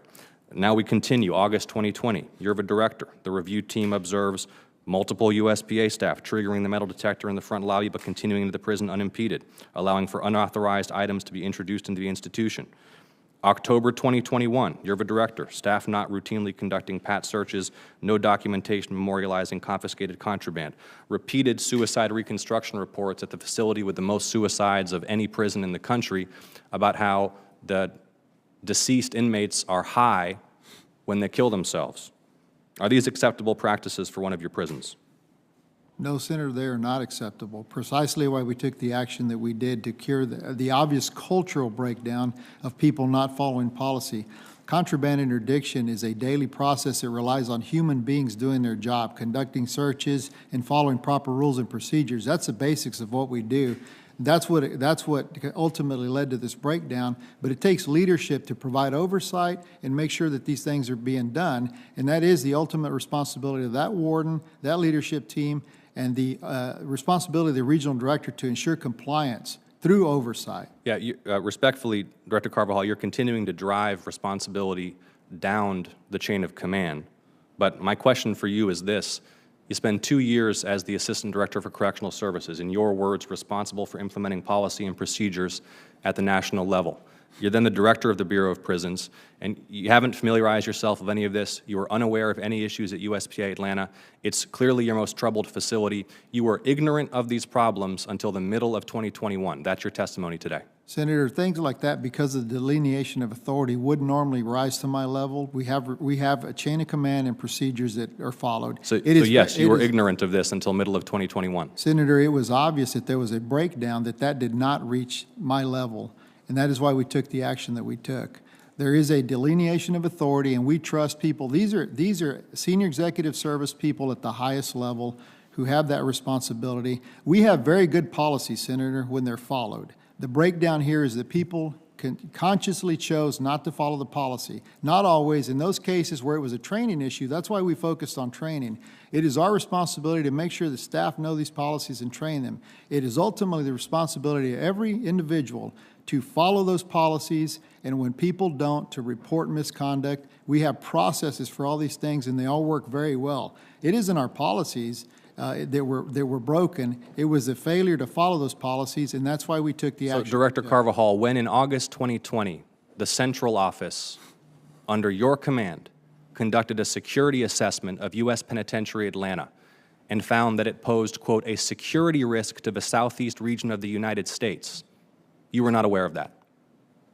I'm not certain which document you're referring to. I'm referring to an Senator. I August would have to see. 2020 security assessment conducted by the central office under your authority, which found extensive, pervasive security failures and said, quote, U.S. Penitentiary Atlanta is a security threat to the southeastern United States. This was not a routine inspection. This was a security assessment carried out by the central office while you were the director of the Bureau of Prisons. You've testified here today you were unaware of any issues regarding this facility until the middle of 2021. Did you read the security assessment, which identified that one of your facilities was, quote, a security threat to the southeastern United States? Yes or no? Senator, those reports normally would not rise to my level because did they not are read it. handled at that level of that authority. Thank you, Director Carvajal. Ranking Member Johnson. Director Carvajal, I think one of the more troubling security breaches was the fact that out of 263 cameras, 142 were inoperable or out of service. Has that been corrected? Senator, we are in the process of correcting all those issues. I am aware of that. We nationwide, we have challenges with cameras, and Atlanta's no different, so we are correcting that problem. We have directed resources to address those issues. Now, I would think that would be just a top priority because it's such a crucial asset in terms of protecting everybody. Bureau of Prison personnel, inmates. I'm concerned that here we are in July of 2022, and this was delineated in 2020, and now. Well, Senator, as I stated in some of my remarks, that you have to understand the complexity that we have competing resources. Cameras are a great tool, first off, and we appreciate the support and the assistance to get those addressed. Cameras will not prevent contraband or crime or anything else. It's a tool that we use to manage it. The people are the ones doing their job. Okay, I got you. We are correcting it, though. In your close of your testimony, you said you appreciate the opportunity to come before us. I don't envy your task. But let me ask you, why did it take a subpoena to get you to testify here? Senator, I'm here voluntarily, and I would defer the process to the department, but I have appeared before Congress 5 times in my tour, and I am voluntarily here, and I welcome the legitimate oversight that you provide. I do realize we withdrew the subpoena, and I agreed with that decision because you did appear, but it took us issuing a subpoena to get you here. Were you involved in any discussions regarding your testimony here? Senator, to the best of my knowledge, we've complied with all the requests. No, please answer my question. Were you involved in discussions with anybody in the Department of Justice regarding you testifying before this committee? I was aware of the request. Who did you? Were you involved in discussions? Did you talk to anybody in the Department of Justice about testifying here today? When I became aware of the request, I have spoken to appropriate people in the Department of Justice. Who did you speak to in the Department of Justice about testifying here today? The Office of Legislative Affairs. Who? Mr. Nguyen. Okay, that's not that hard to provide a name. What did those discussions involve? They involved making sure that we appropriately put the proper people up here to best answer your questions. In this case, operationally, I know we provided a couple of staff to answer questions that were interviewed and to make sure that we provided all the documents. So did you have discussions once our subpoena was issued? Yes. What do those discussions involve? Simply- In other words, why didn't you just, because you appreciate the opportunity, why didn't you just, and why didn't the Department of Justice allow you to just appear before us and take advantage of the opportunity to discuss these issues with us? Senator, I'll defer those questions to the department. I am here voluntarily. Yeah, but you're here, and I never said I I'm wouldn't asking. come. The reason I'm asking these questions is congressional oversight has been significantly weakened over the years. I'm fully aware of it. I understand the full frustration of members of Congress trying to get the truth to the American public. That's our job, okay? But the agencies thumb their nose at Congress with impunity. And so to me, this is as important as your testimony is in terms of the problems at Atlanta. Maybe even a bigger issue for me in this hearing is, why did it take a subpoena to get the director of the Bureau of Prisons to come here and testify before us, to help us conduct our oversight? What is going on in the Department of Justice that they refuse to be transparent until Congress, the Senate, has to issue them a subpoena? You know, we bring department heads before our committees, have them testify before us. We almost always ask them a question: will you comply with congressional oversight requests? And to a person, because they apparently want the job, they always raise their hand and say, absolutely, I will cooperate with you, I will work with you, I will provide you the information that you request. And then they rarely do. Not on the important stuff, not the things that might embarrass their agency. I think they even look at presidents with the attitude that this too shall pass. That arrogance on the part of these agencies, on the part of the Department of Justice, the FBI, our federal health agencies, must end. It is that arrogance, it's that lack of transparency, it's that dishonesty that have Americans losing confidence in these institutions that, quite honestly, they need to have confidence in. It's an unsustainable state of affairs in a democracy when the chief federal law enforcement division, the FBI, can't be trusted. Can't be trusted to be non-political.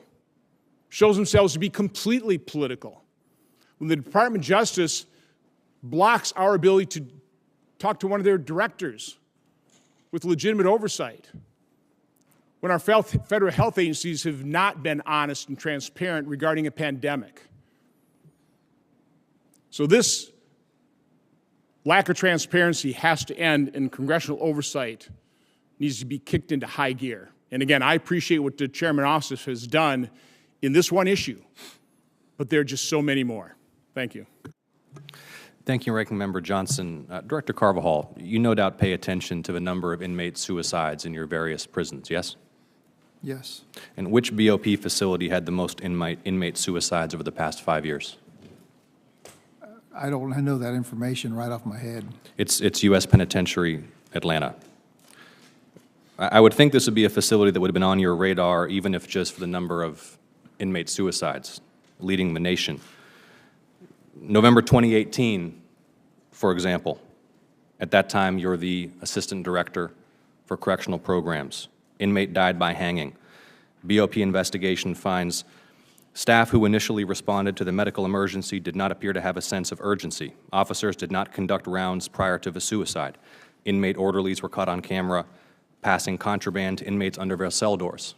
Did that concern you at the time?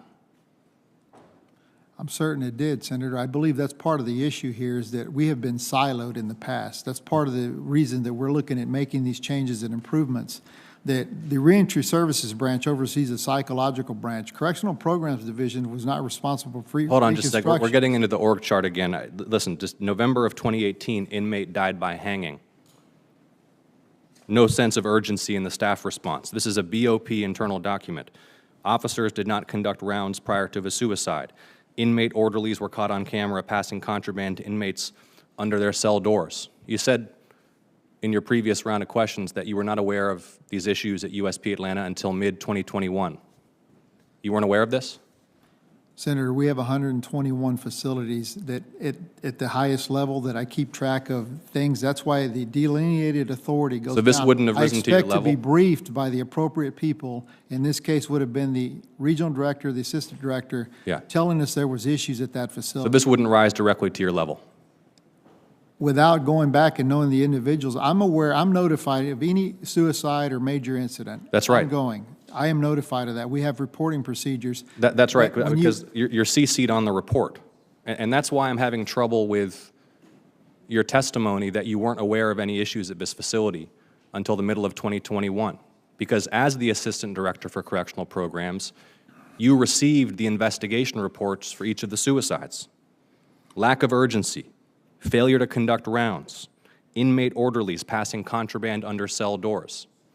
Those came directly to you. So were you aware of these issues at U.S. Penitentiary Atlanta prior to the middle of 2021? Senator, we get all those reports, and part of our responsibility is to look at training and developing things of that nature. When I tell you I'm not aware specifically, I can't remember specifically what I did in that time. I do know Okay, that I understood. reviewed those Your reports. testimony is that you don't And we took recall- appropriate action to address those issues. You took appropriate action. Okay, that was November of 2018. You're the Assistant Director of Correctional Programs. The report was sent to you. You say you took appropriate action. October of 2019, just under a year later, you're still in this position. Inmate died by hanging. Quote, staff delayed the initiation of life-saving measures. Staff failed to perform rounds before, during, and after the suicide. Same issues. So what action had you taken to resolve these issues at the facility with the most suicides of any prison in the federal system? Well, we provide corrective action, internal controls. Keep in mind, Senator, that over time, when these repeat deficiencies and things, it's not always the same people in charge. That's the ongoing challenge that we face, that we have to continuously train staff. It's not always the same staff involved. So we see repeat deficiencies. That's the frustration of the nature of our business, is that we have we have over 35,000 staff. It's not the same people involved at all of these. Yeah, It's an 35,000 staff, ongoing- but it's an you're ongoing here with us challenge. today, and you're a director. We're going to get back to these reports and this timeline in a moment, but I'm going to reserve the balance of my time, yield to my colleague, Senator Padilla. Thank you, Mr. Chair. Glad we had an opportunity to come back for the second panel. I know the first panel had a very focus and emphasis on U.S. Penitentiary Atlanta, but with a number of federal facilities in California that I've been hearing from, wanted to take the opportunity to raise a couple of these questions. My office has received reports that BOP personnel at FCI Mendota were flouting COVID protocols, leading to the transportation of COVID-positive detainees and spikes in infections. Now, Senator Feinstein and I sent a letter to the Attorney General seeking answers concerning these allegations back in April. However, the agency response we received failed to reply to our specific concerns raised concerning FCI Mendota. And Mr. Carvajal, I appreciate you looking through some notes here. Hopefully we can get some clear insight as to what's happening. So my first question is, how do you respond to the allegations that I'm raising here today that we first wrote about back in April? Well, Senator, we certainly don't expect anyone to flout COVID. We have very good procedures in place, and they're followed. I'm generally aware of that letter, and we have 122 facilities. And again, I go back to that we have regional directors. We have processes in place to provide oversight. We take these allegations seriously. We look into them, and we do the corrective action.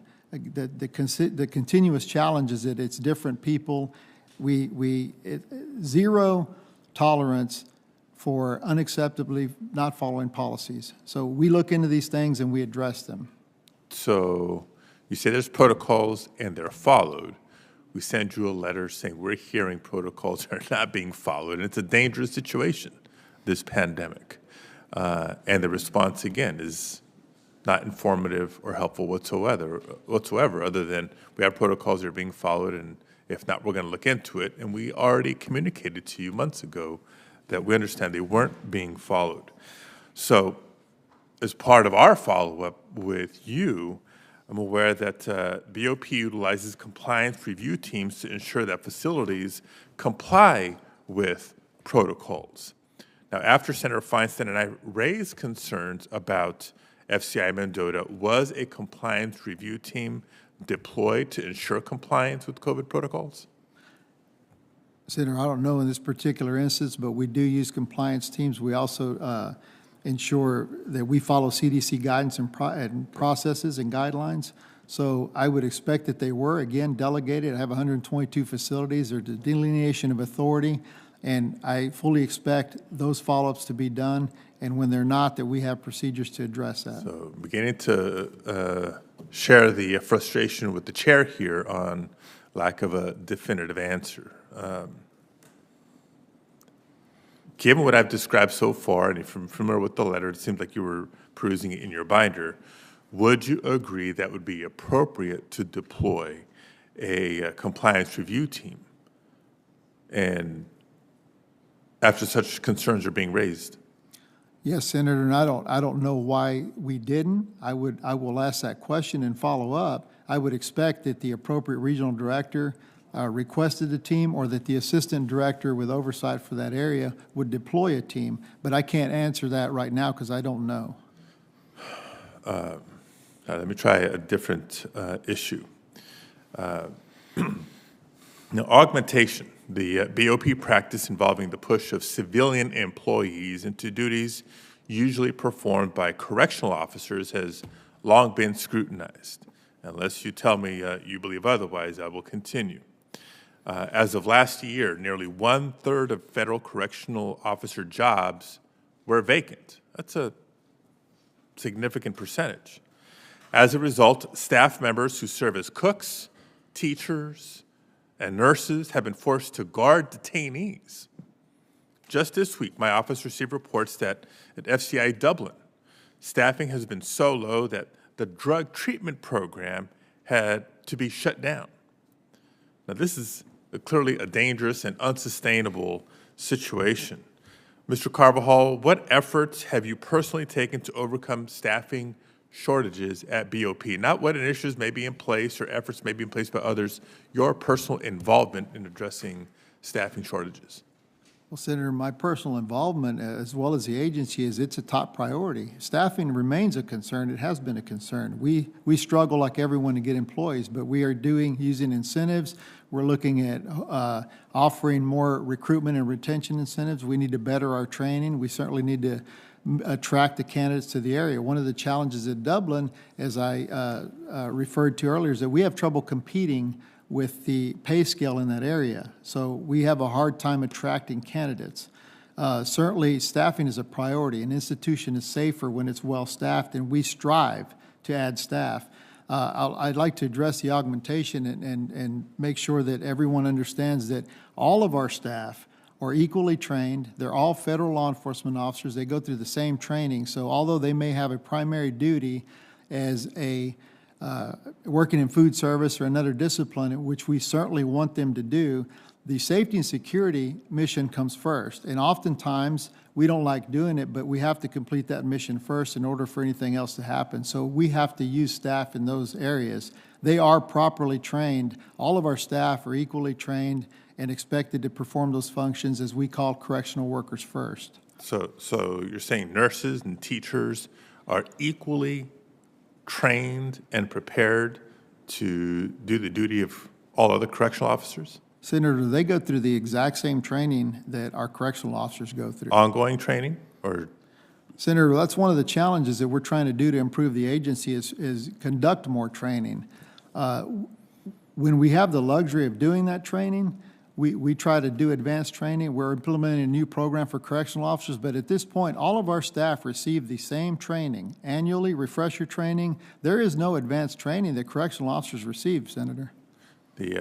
Well, that should ring alarm bells here as well. I know my time is running out, but let me just sort of conclude with this and emphasizing the point why vacancies are dangerous, both for detainees as well as for staff.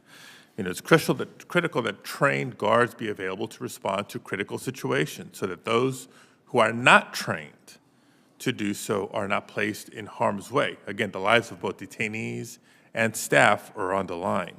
Now, my office has also received outreach due to a number of detainee suicides at FCI Mendota. And according to reports, the latest suicide occurred while Recreation Department staff members were supervising detainees. Recreation Department staff members were supervising detainees. Mr. Carvajal, I don't believe that the staff members should perform duties that lie outside the scope of their employment, especially when it comes to correctional supervision. I want to ask additional questions here because the responses are a recurring theme. You say it's a priority, you say there's incentives, but the numbers, a third of the positions vacant shows failure, in my opinion. Something's got to change, and you're the person at the top. Thank you, Mr. Chair. Thank you, Senator Padilla. Director Carvajal, I want to pick up where we left off in this discussion of suicides at USP Atlanta. And we noted that when you were the Assistant Director for Correctional Programs responsible for implementing policies and procedures nationwide, you directly received these suicide investigation reports.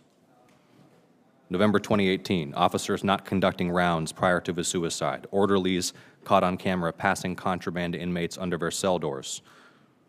October 2019, delayed initiation of life-saving measures, staff failure to perform rounds before, during, and after the suicide. Okay, then you assume the directorship. August 2020, inmate died by hanging, officer not conducting proper rounds, unsupervised inmate orderlies passing items under the cell doors to other inmates. If I could ask for some assistance closing the door, please. Same pattern, same issues, but your testimony today, and I want to be clear about this because, Director Carvajal, I have to be frank with you, I find it hard to believe that you weren't aware of these issues as you've testified until the middle of 2021, given that you had national responsibility for oversight and implementation of correctional programs. That's your testimony today as well. Given that you received these reports directly, given that internal BOP investigations found over more than half a decade this was one of the most troubled facilities in the entire country, your testimony today is nevertheless that until the middle of last year, you were unaware of this. If that's true,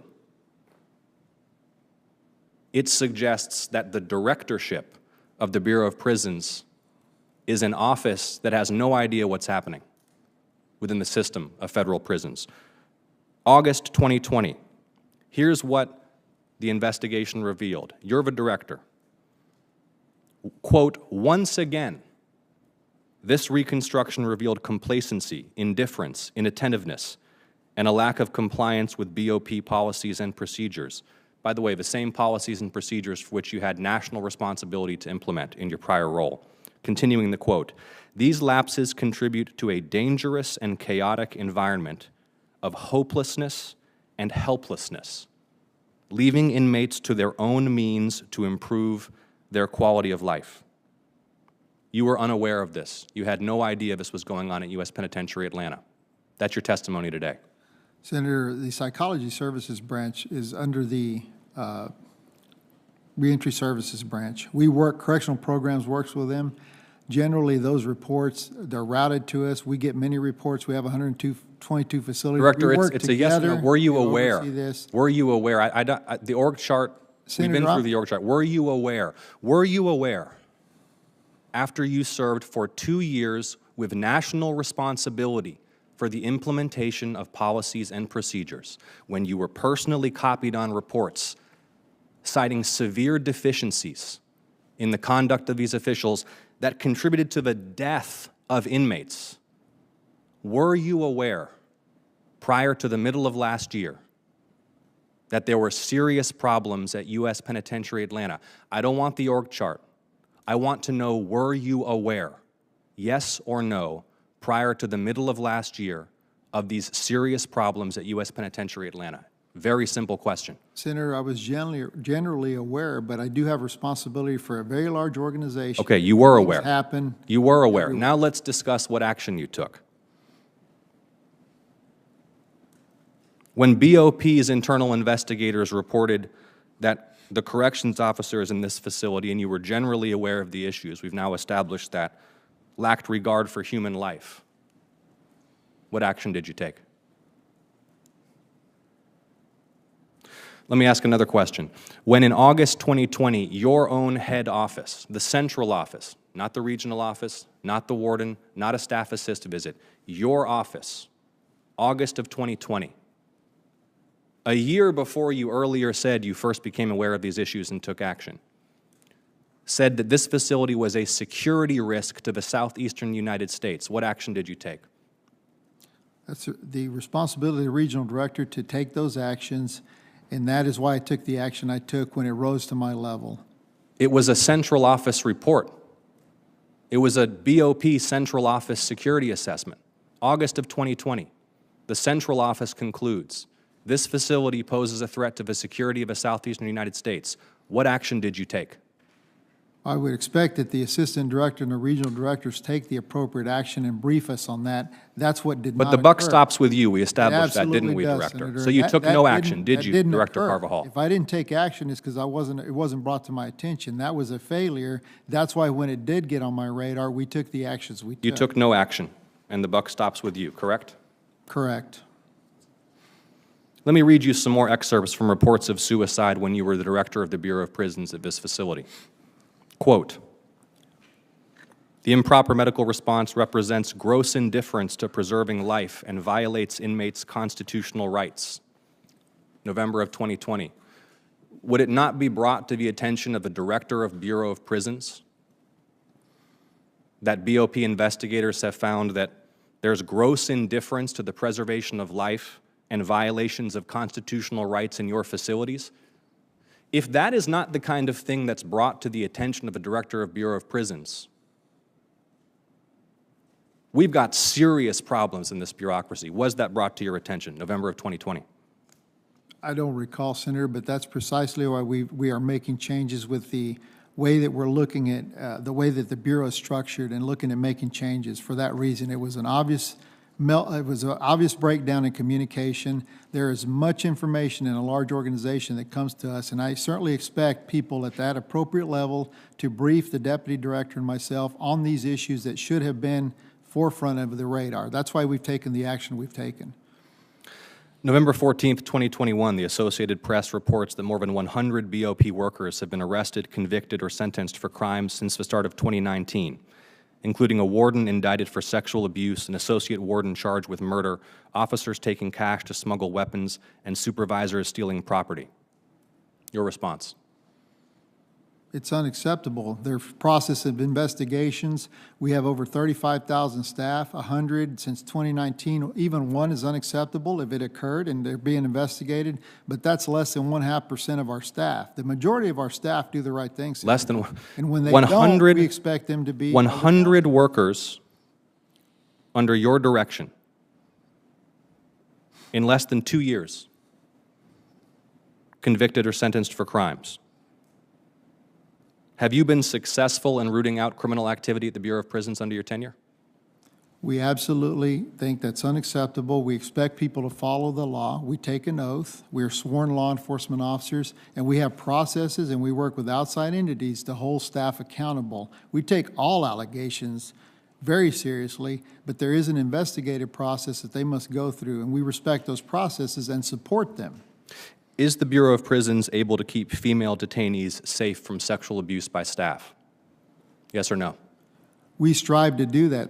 Is the Bureau of Prisons able, I'm sure you strive, is the Bureau of Prisons able to keep female detainees safe from sexual abuse by staff? Yes or no? Yes, we are. You are. In those cases, when things happen, we hold people appropriately accountable. You are the director at a time when one of your prisons is known to staff and inmates as a, quote, rape club.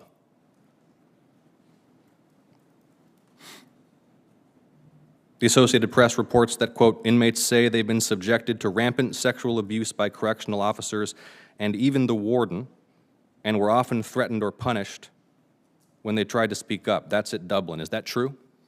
That case is under investigation. I won't talk about the specifics, but I will tell you that it's unacceptable, and we expect people to be held accountable for breaking the law if it occurred. We have taken measures to address those issues, and I find it completely unacceptable, as do most of the staff.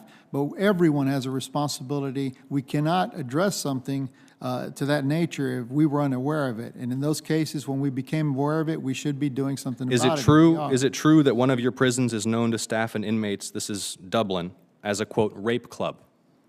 Is it true? I do not know that anyone don't know? calls it a rape club. Well, okay, this is the Associated Press reporting that staff and inmates at FCI Dublin call it, quote, rape club, and that, quote, inmates say they have been subjected to rampant sexual abuse by correctional officers and even the warden, and were often threatened or punished when they tried to speak up. Do you know if that's true? Is that true? It is being investigated, and if anything I understand. that was My question true, is we are if it's going to true. hold people accountable. Is it true? I do not know if it's true. You don't know if it's true. It is Have being you? investigated. There have you is s- a process, Senator, that we respect, and it's going through. I do not go by what the Associated Press or anyone says. We have processes to investigate these things. It's unacceptable for any place to be known as a rape club or condone that. We don't expect it from our staff, and we certainly take the priority and the safety of all inmates in our custody, as well as our staff, completely serious. That kind of language is unacceptable. We don't expect anyone to use it. 2021, the U.S. settled a lawsuit brought by 15 female inmates at a BOP facility in Florida, that's Coleman, who were raped, assaulted, and harassed by male officers. In one particularly harrowing account, an inmate said she was raped every Wednesday for 6 months at a warehouse where she'd been assigned to work. Is the Bureau of Prisons able to keep female detainees safe from sexual abuse by assault? Your testimony remains yes? Yes.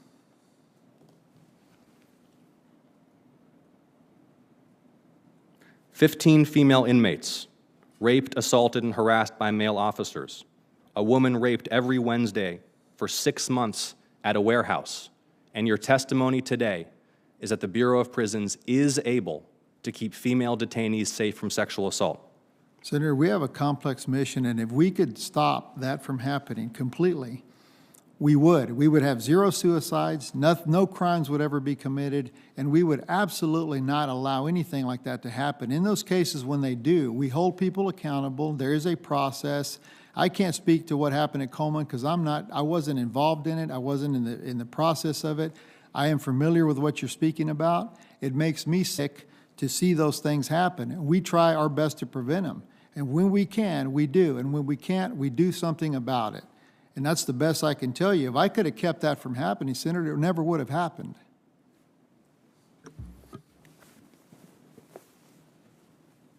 Director, you've a number of times said you have a complex organization, and I don't doubt that. I don't think the chairman doubts that. When you have a complex organization, you need reporting mechanisms in place to hold people accountable. I think what I find most troubling in here is the fact that there weren't those reporting systems in place. Apparently, it's just structural, that these regional directors or these divisions are kind of fiefdoms of their own and apparently don't seem like they're responsible for reporting to the director at all. Yeah, that's a real problem. I think that the whole purpose of oversight is to understand what's happening, where the breakdowns are occurring so we can fix it. So, first of all, do you agree with that assessment, that there just simply wasn't the reporting mechanism that you could, these reports be written, I know the August 31st, 2020 report that I've been referring to, that's a memorandum for the regional director of the Southeast region. But again, something with those types of revelations, it ought to just automatically go up to the top.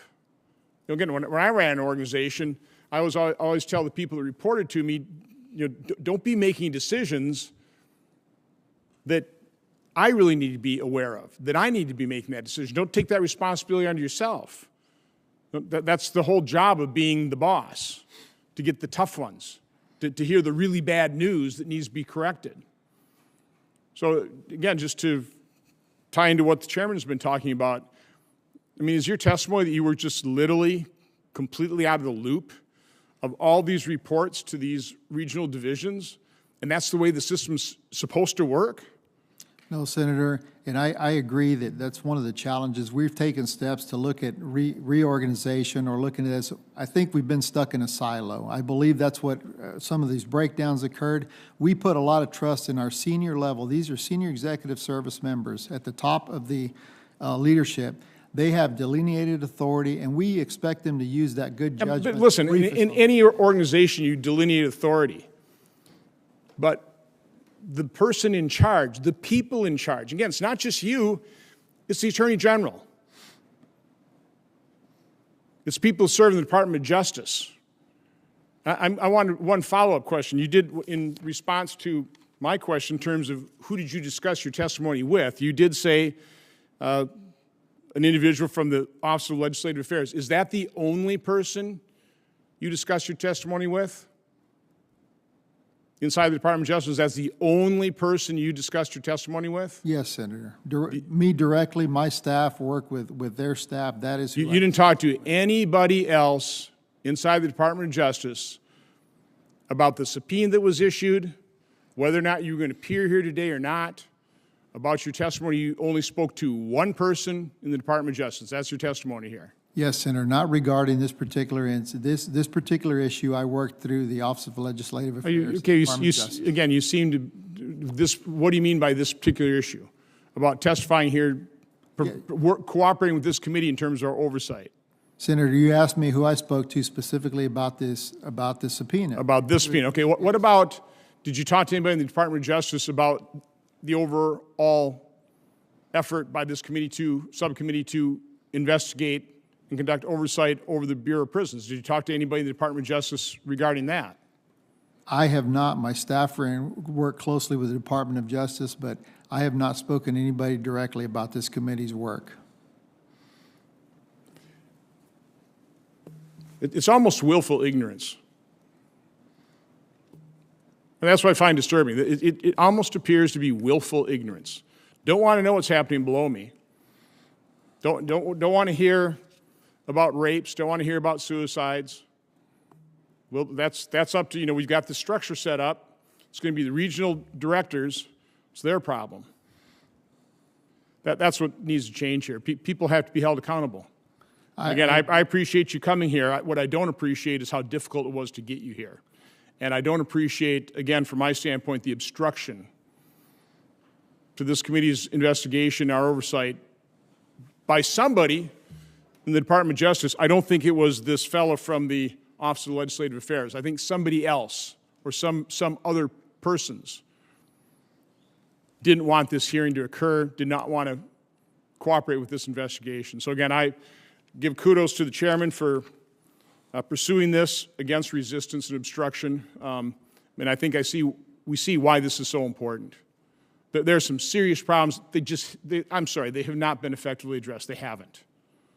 I wish they had been. These are outstanding issues for years. Somebody's got to be held accountable. Thank you, Mr. Chairman. Thank you, Ranking Member Johnson. And Director Carvajal, that's going to conclude the questions today. I want to close just with this.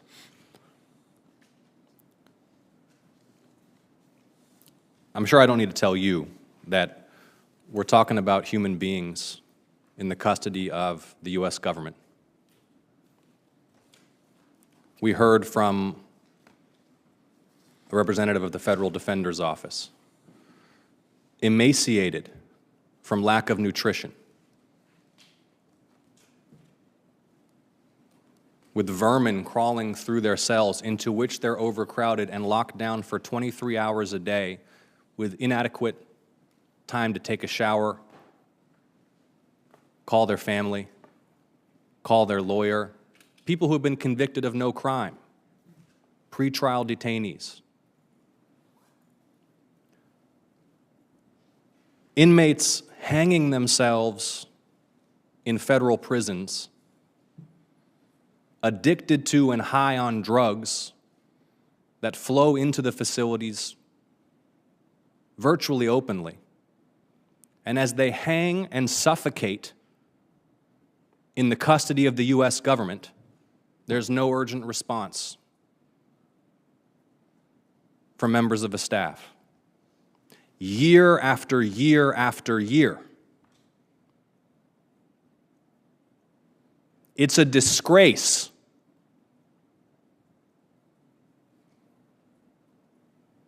And for the answer to be, other people deal with that. I got the report, I don't remember. It's completely unacceptable.